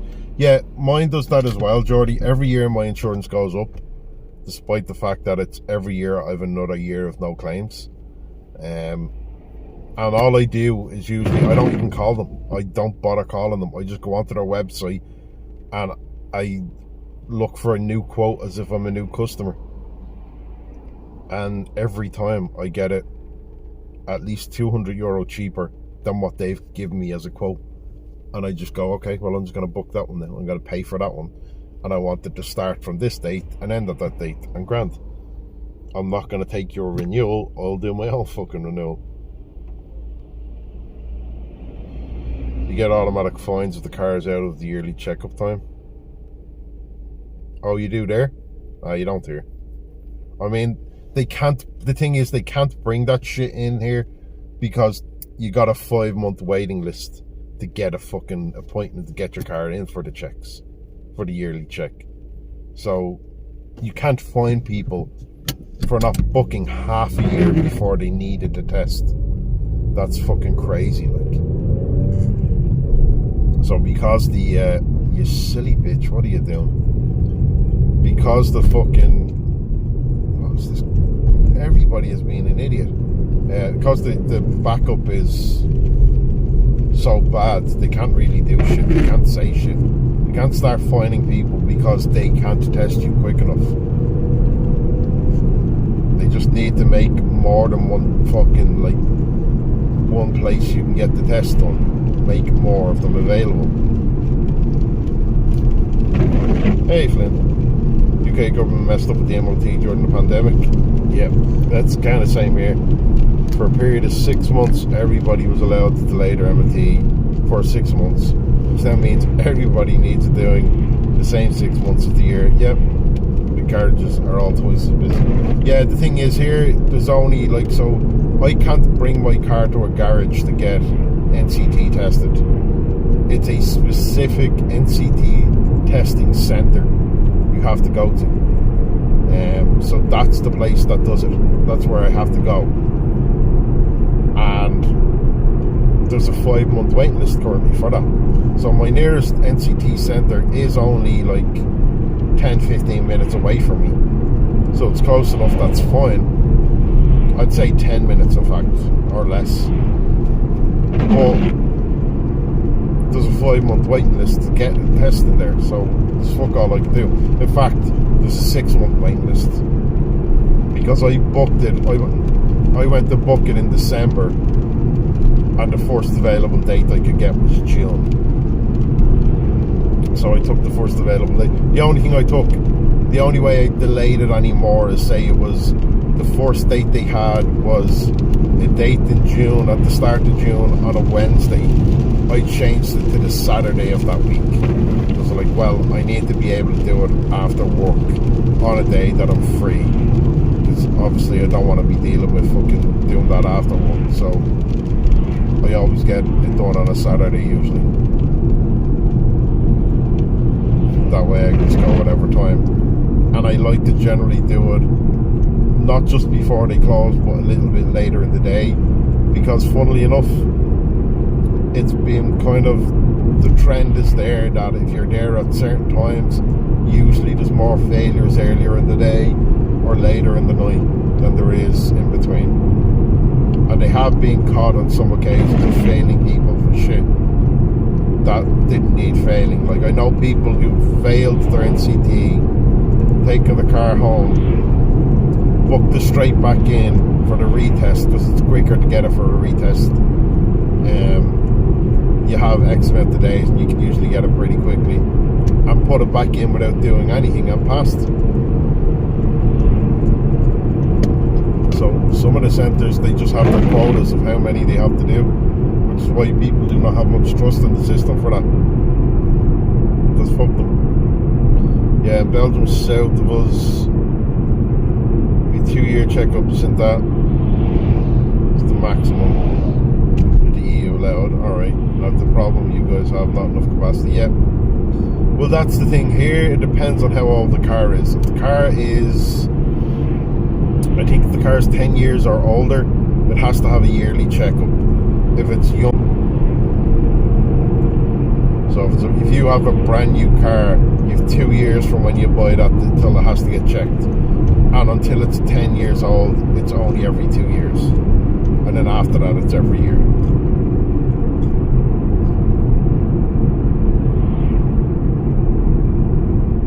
But yeah, like, the thing is, I'll get mine tested in June, and if I get the cert, it'll still be dated January of next year.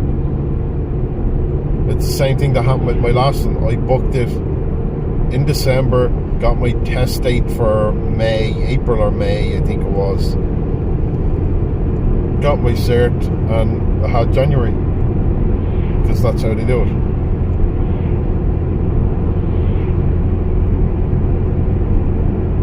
I just think it is, like, obviously it's necessary to get it checked to make sure everybody's not driving dangerous cars, but there's too much bullshit where one person would fail something for, like, oh well, I suspect this might be about, there's enough wear and tear that it could be a problem, and somebody else will say no, that's not a problem. So it becomes an opinion of whoever tested you at that stage, or if they've hit their quotas or not, or think they can get away with it or not.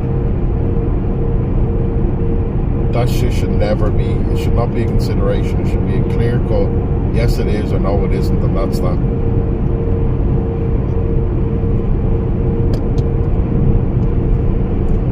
But sometimes it really does depend on just who you get and how they're feeling.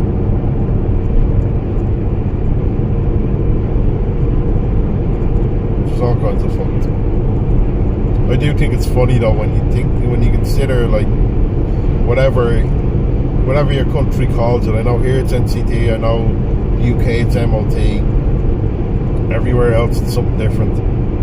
But when you consider places like fucking the US and Canada, that as far as I'm aware don't have anything like that, and people are just driving in any situation they want with cars of various levels of disrepair, that's fucking wild. In the Netherlands, we have that same rule as well, that if I test, it might be 1 month, maybe 1 or 2 months, I don't know, I'm not 100% sure, and I've honestly never done it. But you can, within a certain amount of time. Oh, we have the nice statue on the hill here on the left. Anybody who's not seen this before, big giant silver knight on the hill. Or warrior, not necessarily knight. That's what it was. But yeah, if you do it within a month to 2 months of your due date, it just carries on for the year. If I was to do it, say 6 months early, then it would mean it would change to, my date wouldn't be January anymore, it would be a year from that date. So it's really weird. Sometimes you're penalised if you do it too early, other times it's beneficial. Here we go, another dickhead driving like a dickhead, right up my hole, getting ready to overtake. Go on, prick. I'll drive over to make it easier. Just get past me so I don't have to deal with you anymore. In a fucking van as well.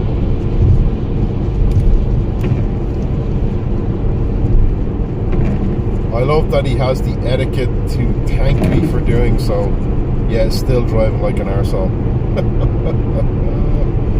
Oh, fuck. Here is APK. Alright. I'm not even going to try and pronounce that, which means all-round periodic check. Alright.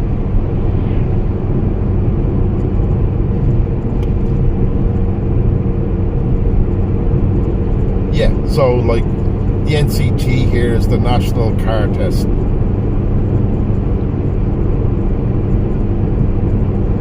That's what it stands for.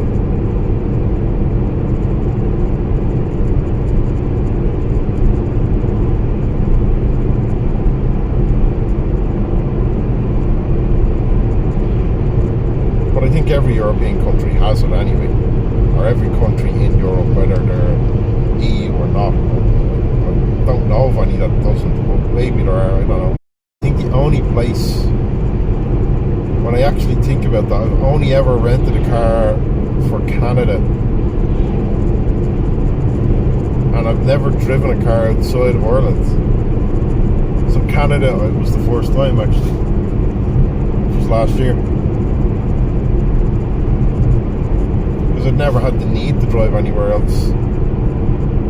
Everywhere else, the public transport was enough, but it was a case of when I was going to Canada, it's just so fucking big and everything is so far out that I needed a car. I mean, I could have got around without, but it would have been a lot more awkward to do day-to-day shit if I didn't have the car. And I knew, looking at it, that was going to be the case. So I just said, fuck it. Let's not make everything take longer. Let's rent.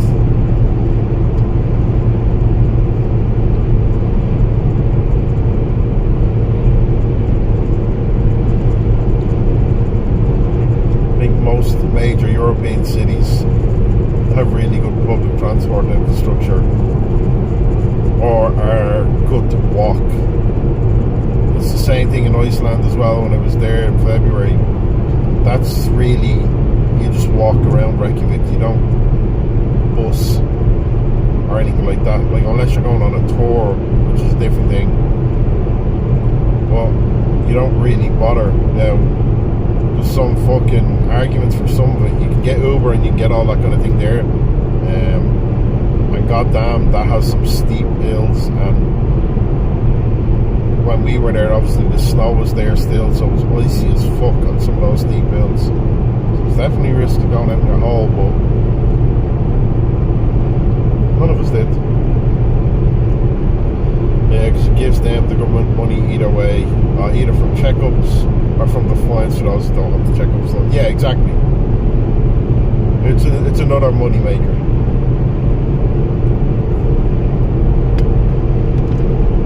Or from the failures that their failure quotas, so that you have to pay again for a recheck. You'll have to pay less, but you still have to pay money again to get a recheck.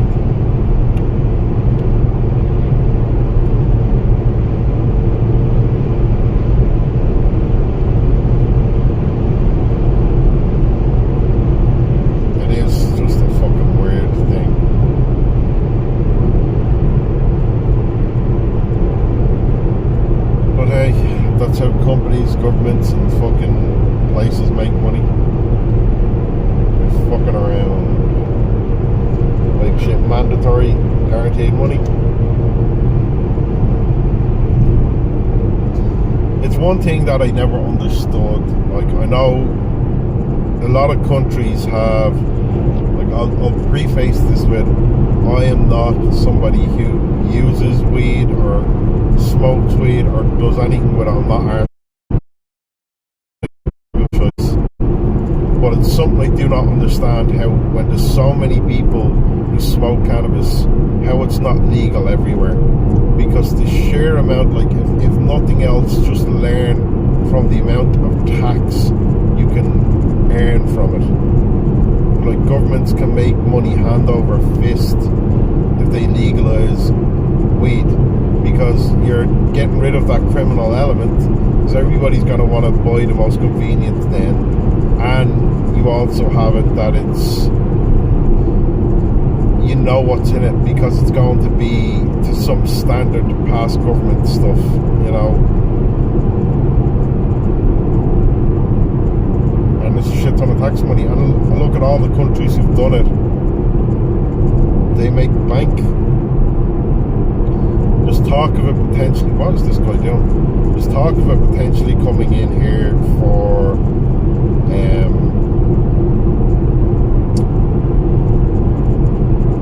recreational use. I don't know why that word wouldn't come to me there. But I'm just going to pass this verse because they're driving weird and I don't like it. So, like, it was funny because obviously Thompson smokes a lot of weed and all that. And it's obviously legal in the Netherlands. But I had to laugh because I was looking up, so cannabis and cannabis products became legal in Ireland for medicinal use a while back, but we still do not have any supply chain here or any kind of dispensary here, so you can't source it here, but you can get a license to use it medically. Why is everyone driving like an arsehole? And the way, oh wow, some guy's really going at it. He's way behind. That's crazy. The way they source it, you got to prove all the stuff to prove that you need it and all that jazz, and have certain conditions and all that.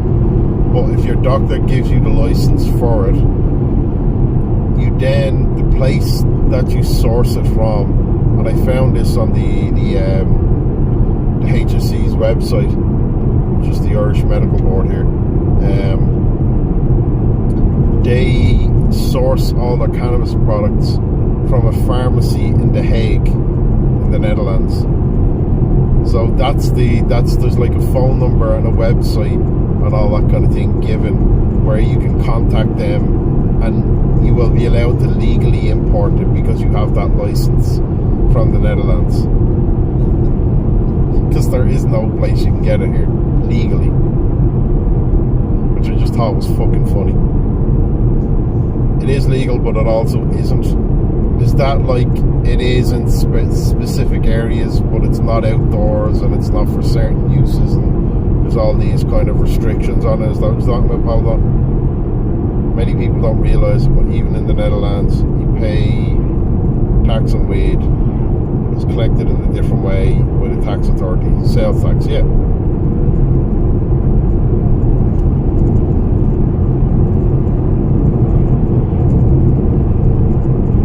Yeah, I mean, like, I just don't understand it. To me, let people do whatever the fuck they want to do with their bodies. Let them take whatever drugs they do to you, and the repercussions of taking them are long gone. Like, it's why I have no sympathy for some people.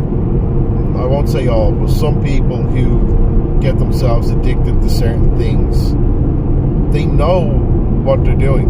Like, there's no days of, oh well, this person said it's good for you, and that government body pushes it, and that, like, everyone knows what it does these days, so everybody knows what they're doing. Coffee shops are allowed to sell, not grow or buy it. Alright. So wait, hold on. Coffee shops can sell it legally, but they're not allowed to grow it themselves, and they're not allowed to buy it. So how the fuck do they legally source it to sell it? That's fucking weird.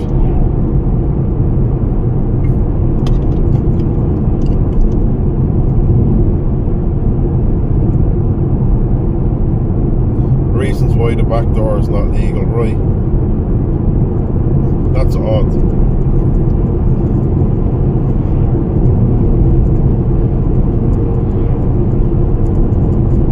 I just don't understand, because, like, alcohol is legal everywhere,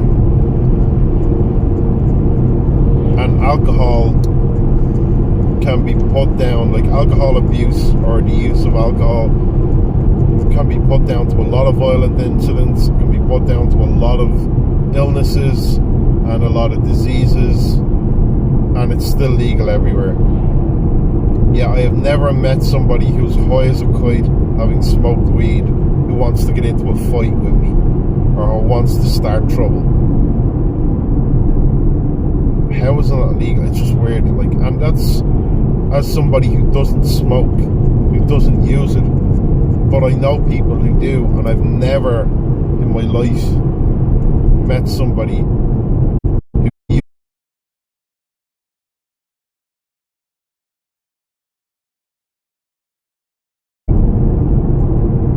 It's weird to me. I don't get it. Alcohol's getting taxed more and more since tobacco is getting sold less and less because of the taxes on it. Yeah, I mean, the price of a pint here is getting out of hand. Like, I usually hear Guinness is kind of, the price of a pint of Guinness is used as the standard to measure shit, because obviously it's very popular here.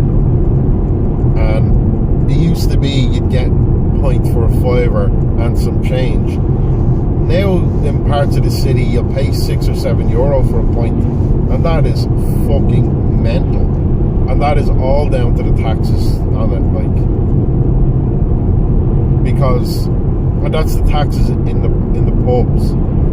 It's like the taxes, you can still get it cheap enough in an off license or in a supermarket. That was the one thing, actually, that was the one thing with Iceland, where I really noticed the expense was alcohol. Like, fucking crazy alcohol there compared to here. And here can be expensive as well in some places. €11 for a pack of tobacco in the Netherlands. Shit, I couldn't tell you data, I don't smoke, but I can tell you without a doubt it's a lot more here. I know that for a fact, it's going to be a lot more here.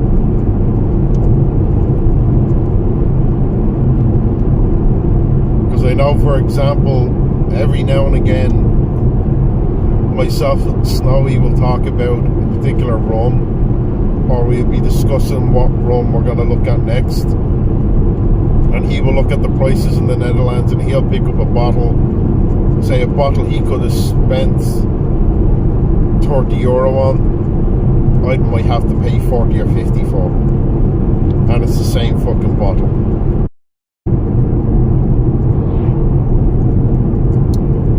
But there's one thing we can all agree, at least it's not Norway, because God, don't smoke anymore, but customers tell you, ah, right.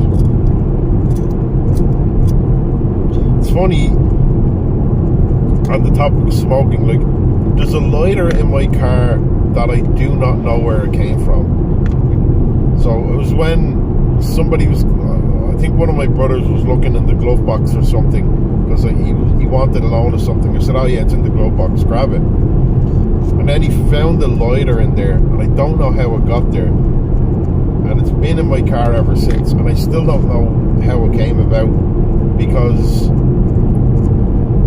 the only person who would have been in this car who smoked was my ex, and she didn't smoke cigarettes. She done the heats thing, so it was like a rechargeable, so she'd never had a lighter. And it's still to this day, I'm like puzzled by where this fucking lighter came from, because I don't know who would have been in the car to have a lighter. It's weird. Random little odd little who gives a shit tidbit. Festival based, yeah. Yep.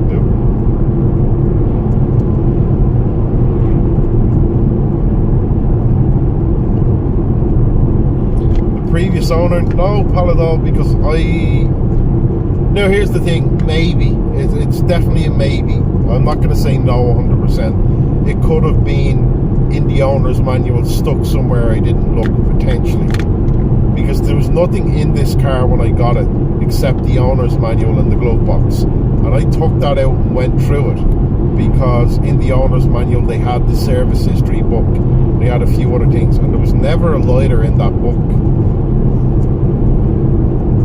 So unless it was hidden in a part that I just didn't happen to see, just possibly that. But that would be meaning that this lighter has been sitting in this car for like 5 or 6 years, unseen. Because that's how long I've had the car. It's weird. It's a mystery. I don't know, and it doesn't really matter, and it's not relevant to anything. It's just a random little thing, just a little blue lighter sitting in the car, and I've never bothered taking it out either, because I'm like, I don't fucking need a lighter. The only thing I ever need to light occasionally is candles that I have on my desk. Every now and again I might light a candle, and I have matches, so what the fuck do I need a lighter for?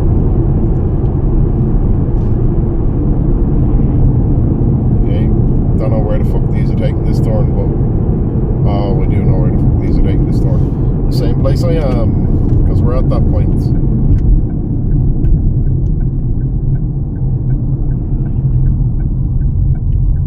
Wait, why am I taking this turn? Let me get this map up a bit more. Yeah, I don't need to take this turn. I'm not going to take this turn. This is fucking crazy. I thought it was at a different point in the road, and then I realised where I was, and that this is not where I thought it was. So I'm not taking that turn. Let's get the fuck out of there.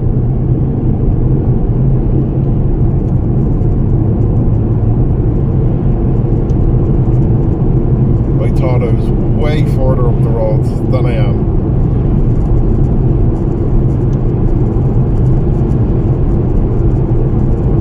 Fucking sun is coming out hardcore now.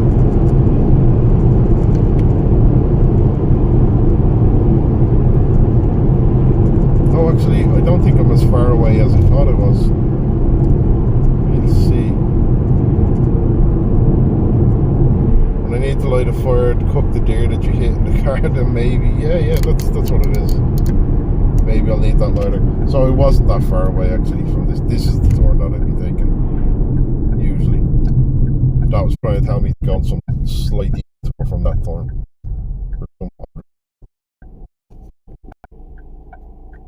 Come on, move your hole, please. Thank you.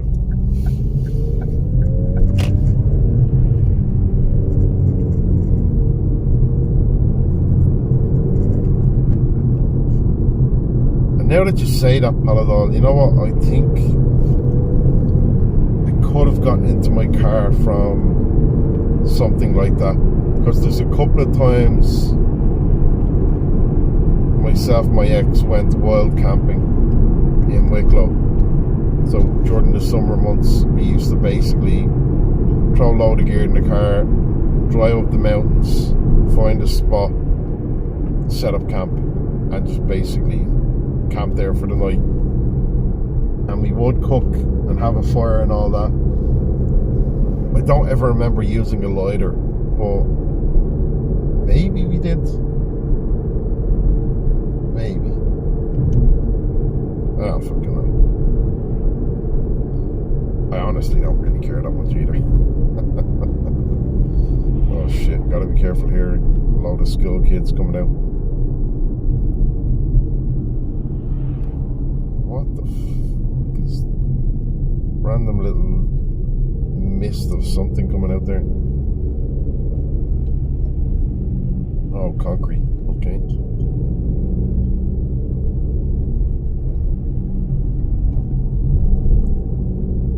So we are in Swinford now.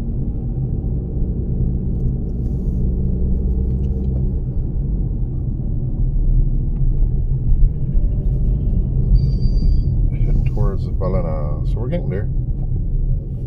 Probably got another half an hour maybe. 40 minutes. And we'll be there.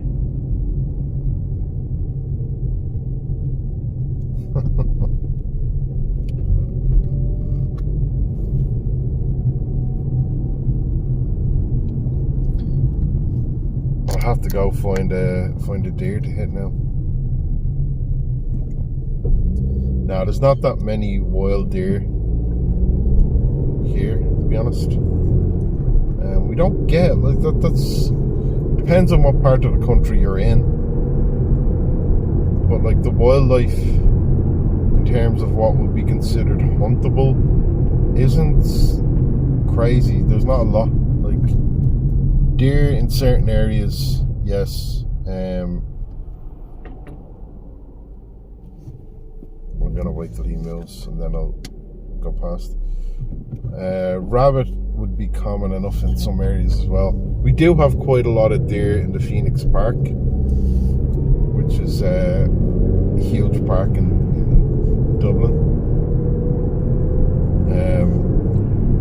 I believe it's still Europe's biggest walled park, and there's a lot of deer that live in there. So they're wild deer, they're not domesticated, but they live in the park.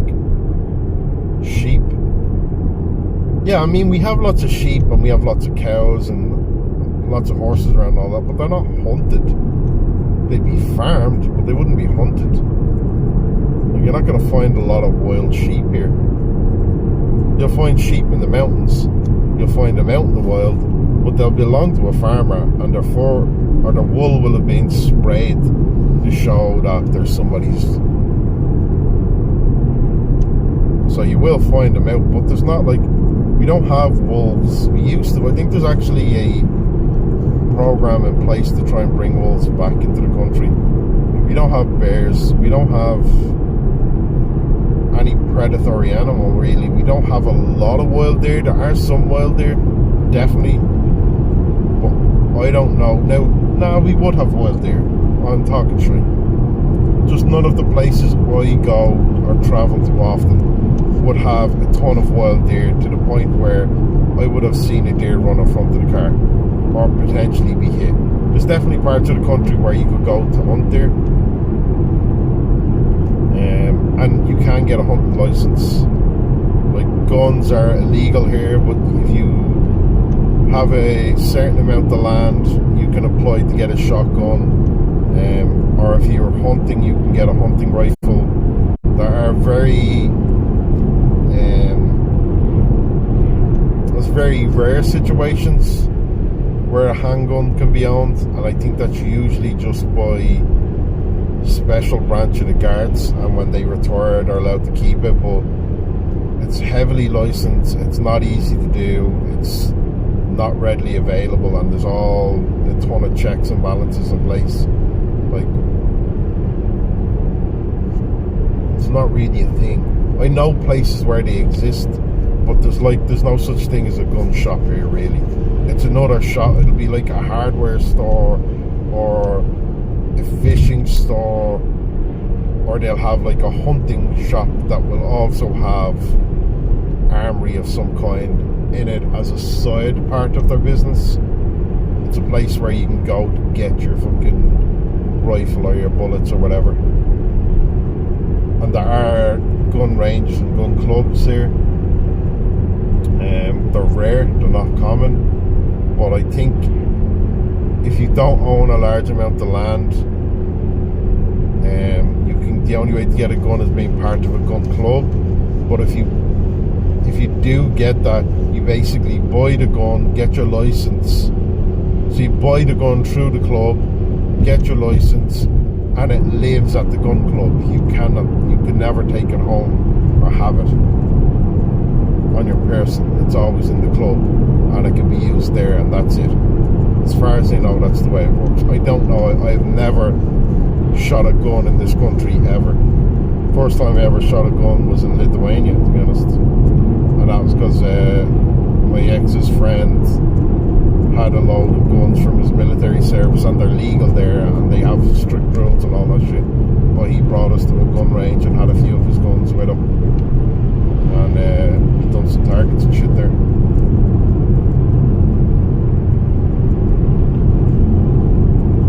Being part of a shooting range for a period of time, yeah. So you can get it that way. You can fire it that way. I don't know of any. The only way I know you can have legally a gun in your home is if you own a large amount of land. So be it that you're a farmer or you just have a land, and it can be to protect your land from intruders or whatever kind of wildlife, or if you're hunting. I think you can do it that way. But yeah, like shootings and shit like that are pretty much unheard of. Obviously there's the criminal element and gangland stuff and all that kind of shit. Drug gangs exist in the country. They kill each other. No one cares about it because they usually just take each other out when that happens, and that's still few and far between. So it's not a day-to-day thing. It's not like I couldn't tell you the last time I heard of somebody being shot.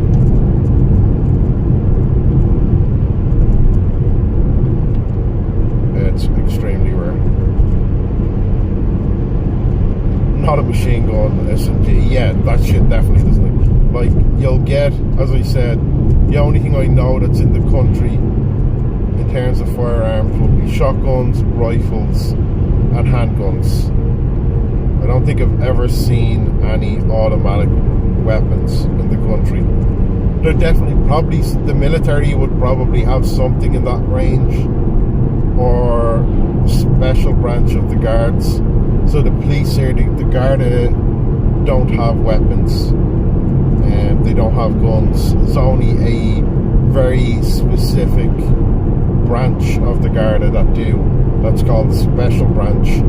They have firearms, and that's like, you got to go through a lot of training to be part of that branch and be allowed to carry. So it's, again, it's super rare to even see the police here have weapons.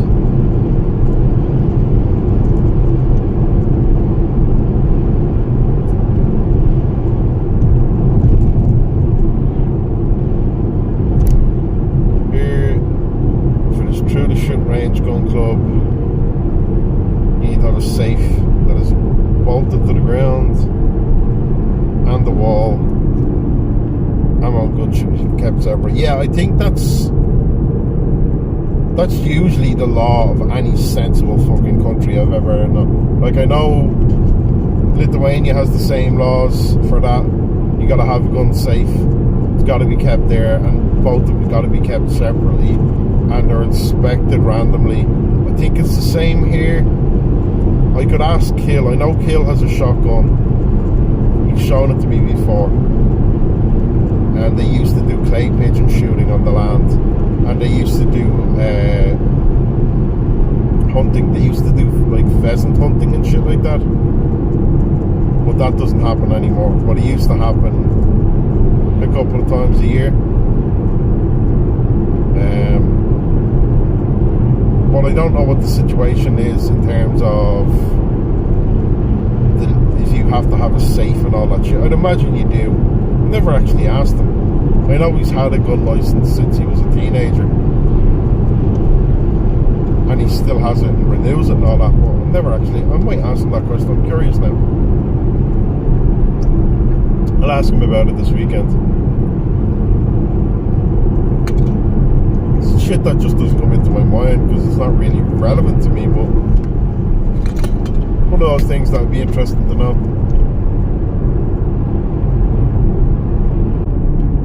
Who would have thought that just an hour ago we were driving through rain and hail and dark black grey clouds overhead, and now the sun is fucking beaming.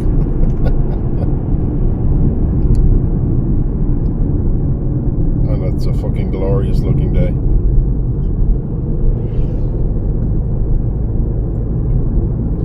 Funny that.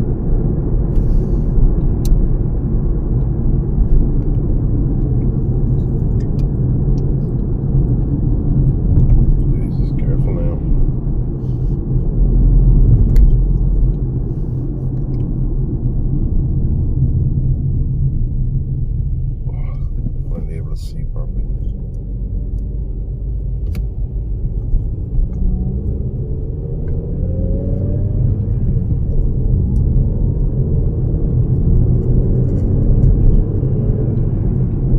I think I'm gonna be here way too early now.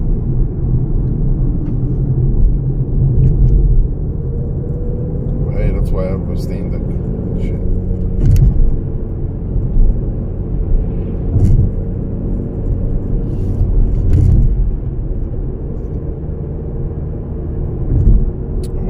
Stop just shy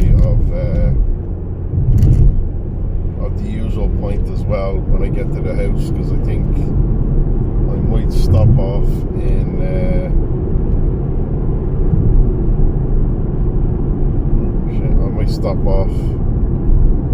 in the town just beforehand and get some lunch or something. So now the lads are going to be busy.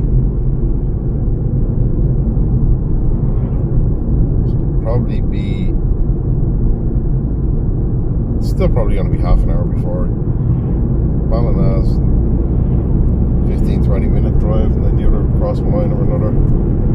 Yeah, we got a bit of time anyway.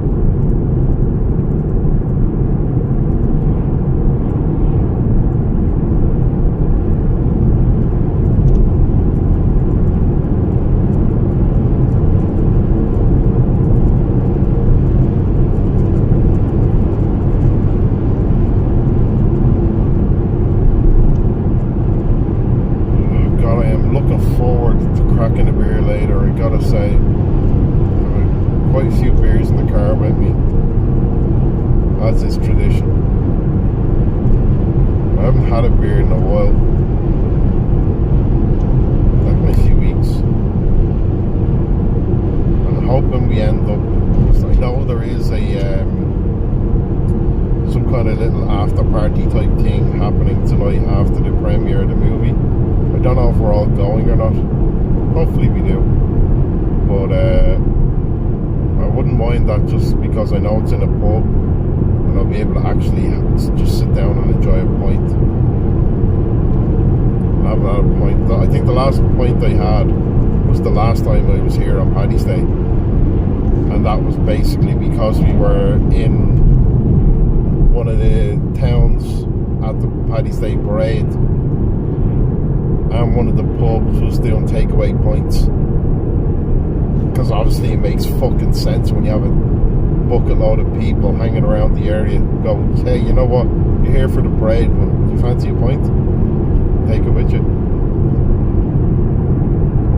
And we had that, and that was lovely. Oh, slow right down. What the cyclists. What the fuck, there's no turn here. Where are people stopping like that? And then I see this guy.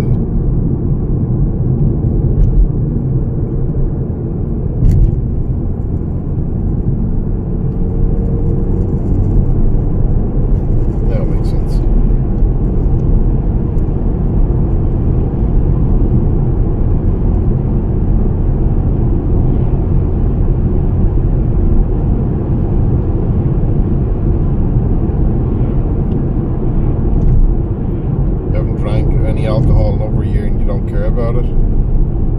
Yeah, that's understandable. I mean, I'm not mad for booze by any way or stretch of the imagination. I drink a lot less these days than I used to, and I could quite happily go a long time without. It wouldn't bother me at all. I just like to have it. I don't need it. And I am the kind of person where, like, I can quite happily have a beer or maybe 2 or 3 beers and just leave it at that, just because I fancied having a beer. There is a big thing though here, and certainly when I was younger, I would have shared the stupid opinion of, well, if you're not drinking to get drunk, what's the point in drinking? And that is very much a thing. But I think a lot of people are less and less, and there's non-alcoholic beers are becoming more and more popular and getting more and more choices, so that's a big plus as well.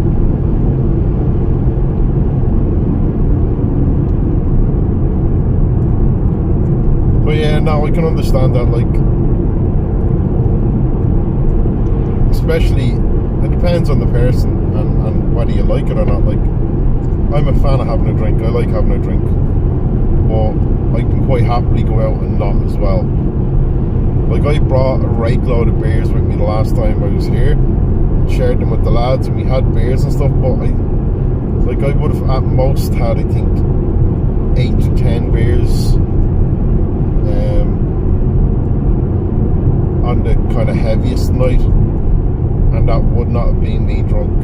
I don't like getting drunk anymore, it's the thing. I don't mind getting a little tipsy, but I'm not really a fan of being drunk anymore.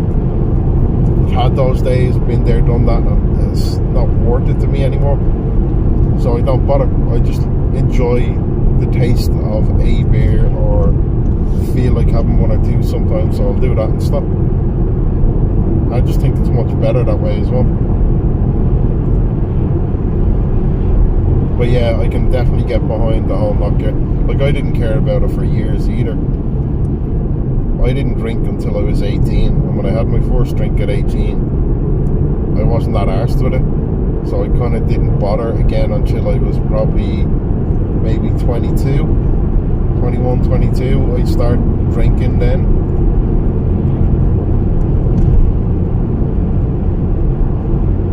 And I had the fucking craziness of them and all that shit. And I have had some crazy drunken nights and all that as well, and some fun memories and some lack of memories, but I think now I just prefer to enjoy a drink and leave it at that.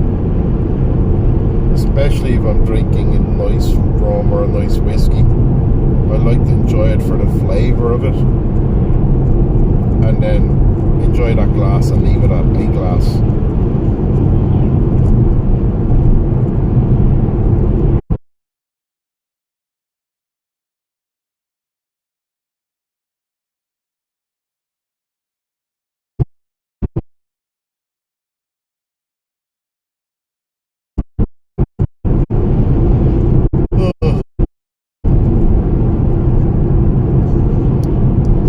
Have hit the 3-hour mark. Okay.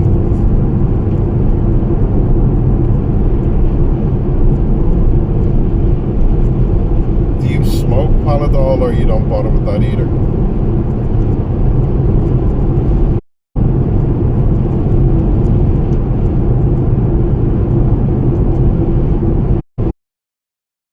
Yeah, I agree, Data. That's how I like it as well. I mean, to me, I drink to enjoy. Side effect of it, certainly, if I drink enough, but I like to drink, and it's the same reason I drink specific beers, or I'll go for a lot of craft beer with odd tastes and varied flavours and all that, not because I want to be poncy about it or want to be fucking, oh, I only drink this, that or the other, but I like stuff that tastes good. So I'm not going to drink a beer I don't like, or I'm not going to drink rum I don't like, or whiskey I don't like, because I drink for the enjoyment of the drink, not for the effect it has.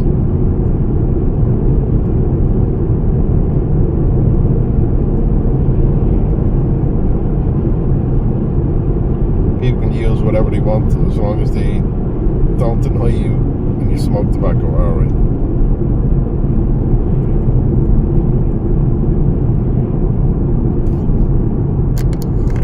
So tobacco is your voice of choice. Oh shit. Well, how the fuck did I do that? Hello, briefly there. That was weird. I went to wipe my screen because there was some dust on it and I switched the camera.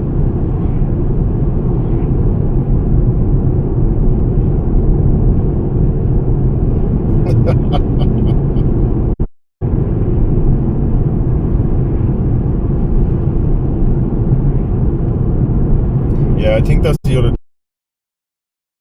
You always hear that, oh, I was drunk. And I mean, I've certainly been there. I will never not take responsibility for actions while I'm drunk. I'm usually a very happy drunk. I don't really do stupid shit when I'm drunk, but occasionally I have, and I will always apologize for that and own it if I do.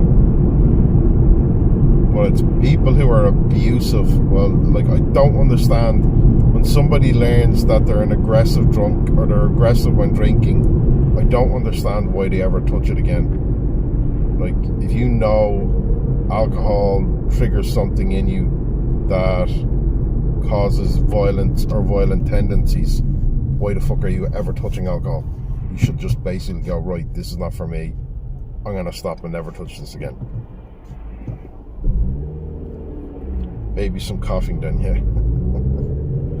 When you're drunk, you hug everyone and then you fall asleep. Yeah, I'm like that day. I don't fall asleep, but I'm usually a pretty happy drunk. I mean, I'm a huggy person anyway. Like, my mates and my friends and people I care about, I'll hug, and that just gets amplified with alcohol.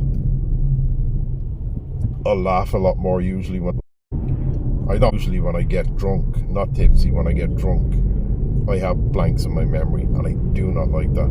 That's more common lately, I think, where I don't remember certain things. So I'm like, right, there's a certain level of drunk that I hit at that point, and I don't like that, so let's not go there again. I think that's probably more common. Well, I say lately. I mean, I don't get drunk as much anymore. But it's certainly something that's happened in the last 5 years or so. Maybe a little more, where I've noticed that, like, if I do, I won't remember parts. And I don't like that. So don't bother. So it's a lot more fun. Oh, fucking hell. Sorry. It's a lot more fun to enjoy a drink with your mates, have a good time, have a laugh, and remember everything. Which is one of the reasons I used to never drink when I went out, because I'd remember everything and it was good fun.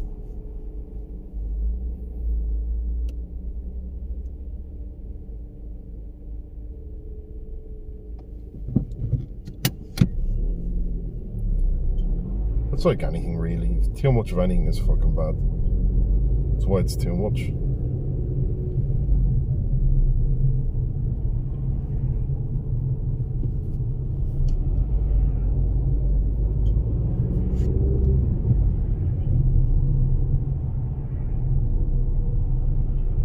I don't know how people drive super long distances, like 3.5, 4, I think, is kind of my point at which I'm like, oh, I just need to stop driving now. I need to stretch, I need to walk around a bit. I can't be driving this long.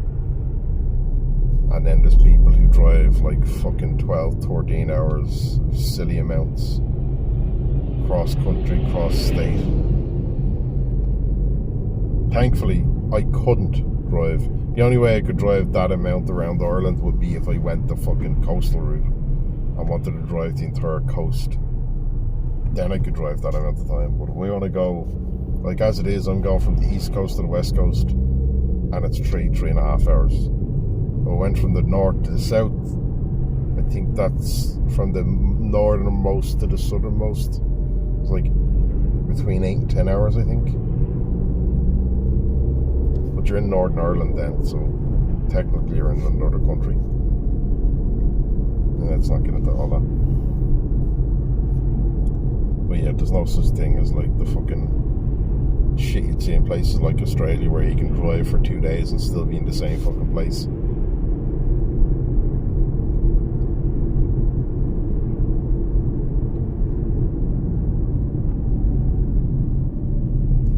That always blows my mind. I don't know how. I just can't fathom that concept of living somewhere so large that that's a possibility.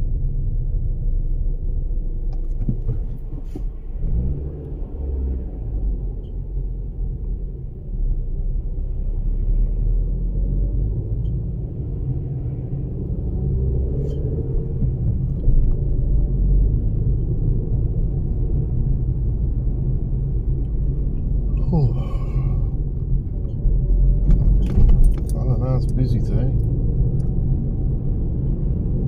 What the fuck is going on?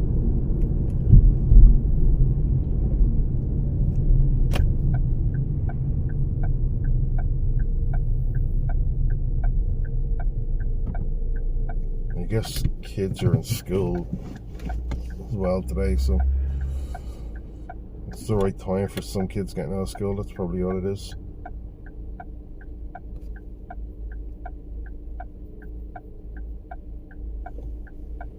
Would make sense, really.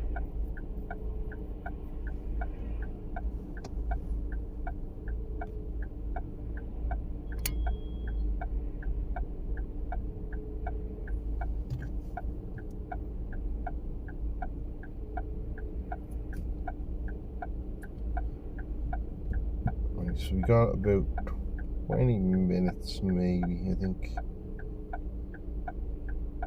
Thereabouts, till we get to Cross Malina, and that will be where I will stop, because that's where I'm gonna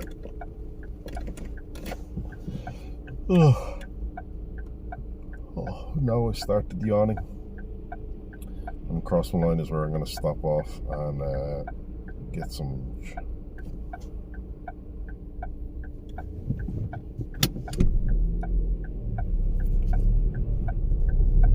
Check in with the lads to see where they are at, because I know Caustic isn't around till about 6 o'clock, I think, and we're at like 3:30 now, so it'll be a while. I don't know what Kill's situation is at the moment, so I'll have to check in and see where he's at and what he's up to when I get there.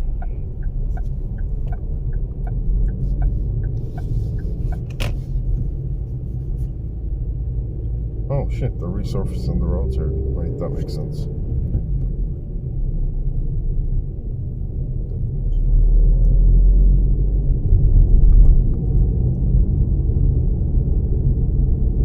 It's always weird when you see the tarmac taken off roads because they're resurfacing, and you see that it's like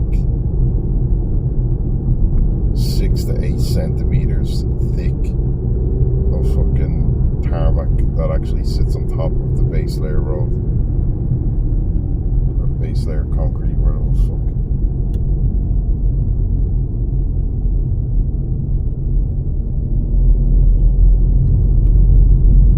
Oh yeah, when you start to see school kids, that's the schools are out. That's what's causing a bit of traffic. So I was right on my thinking.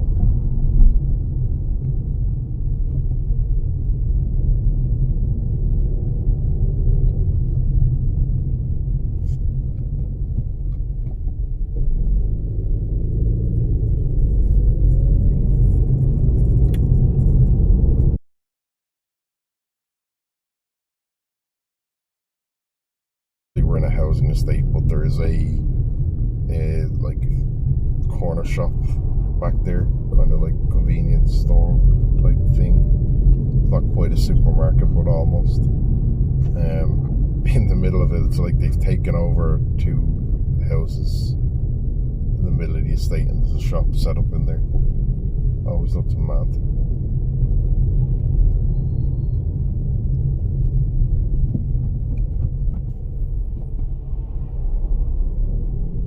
Okay, we can get a move on now. Out of Ballina.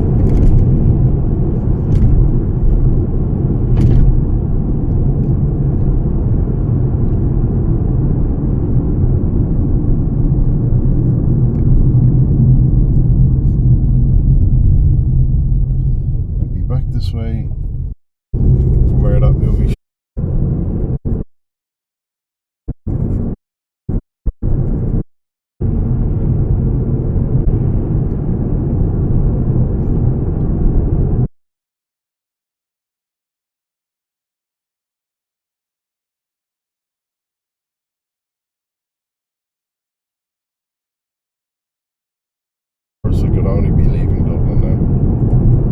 That would be a bad time. At least 20 minutes away now. Not even. Well, yes, 20 minutes.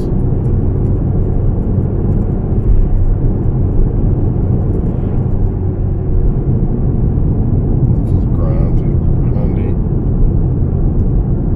We haven't had too many drops in signal this time round, or it certainly hasn't seemed as bad, which is quite nice. Quite happy to see that.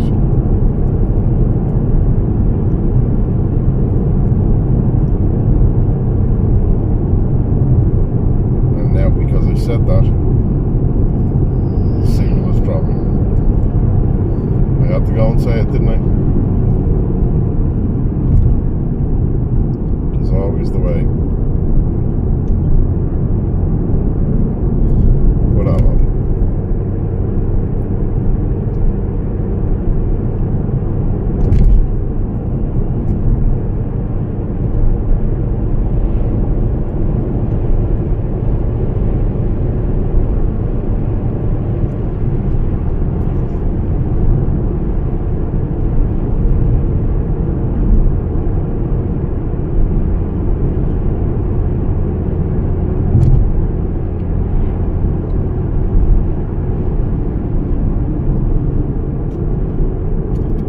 Plans for the weekend.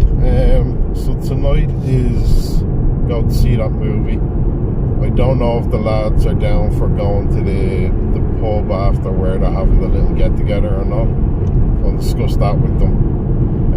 Tomorrow, I don't think we've anything really planned. I know Caustic was talking about just having a Chinese for dinner tomorrow, so I think tomorrow will probably be like chill, just hang out, shoot the shit, walk the dogs, stuff like that. Maybe potentially play a game or two, and have some beers. That will be the plan for tomorrow.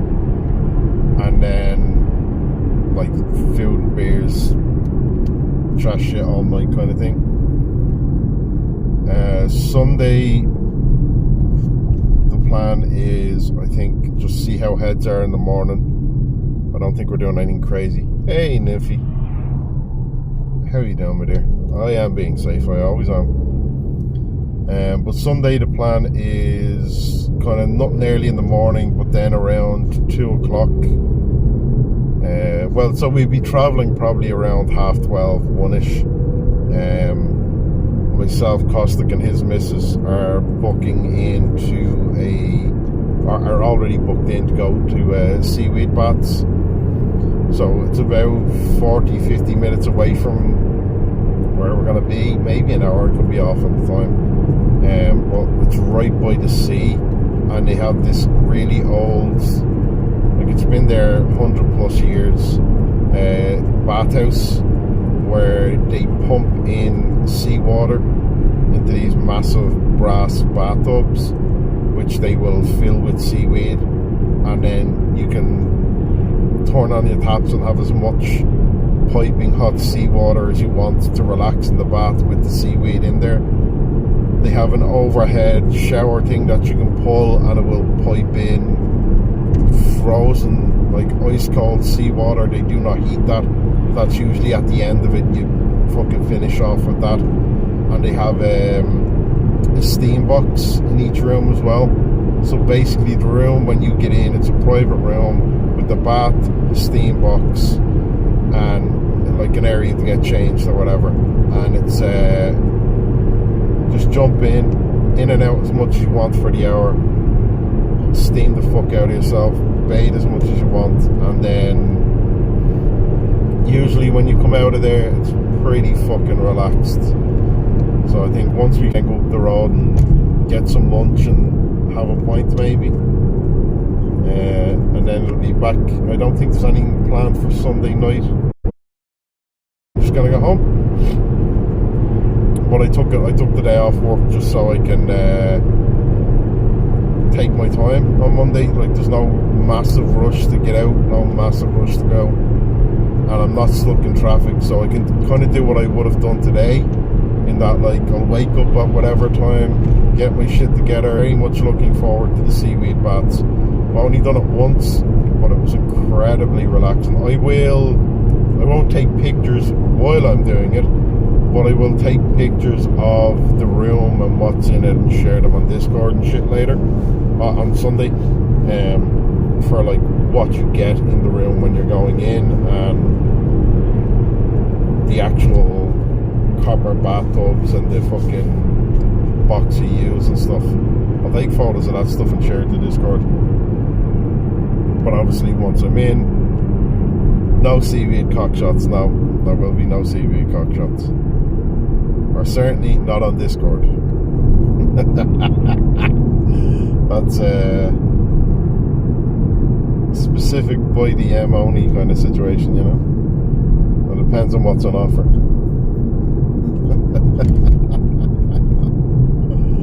Oh shit. Joins Discord.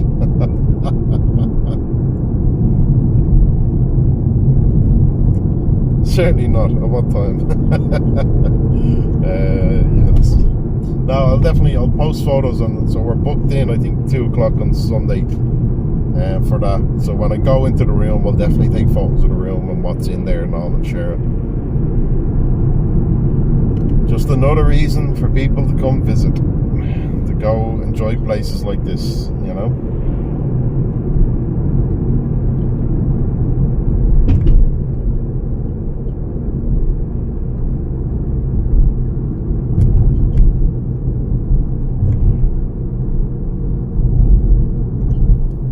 On that note, we have arrived at my first stop.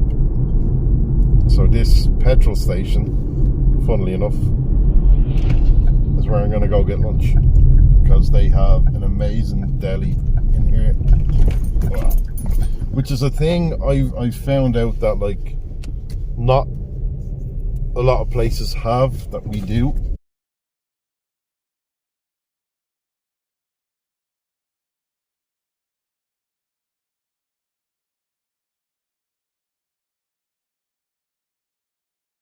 Will sell you proper hot or cold sandwiches, and you can get like chicken, you can get various meats and shit, or breakfast rolls, or a chicken fillet roll, or whatever the fuck you feel like, sausage rolls, all that kind of shit they sell that they'll cook every day fresh. I thought everywhere had that shit, but apparently not. Anyway, on that note, this is where I'm gonna stop. Thank you all for hanging out, thank you for the chats, thank you for the lurks. Enjoy your weekend, whatever you get up to. Have a good time. I know I will. And I'll catch you later. Have fun. Bye now.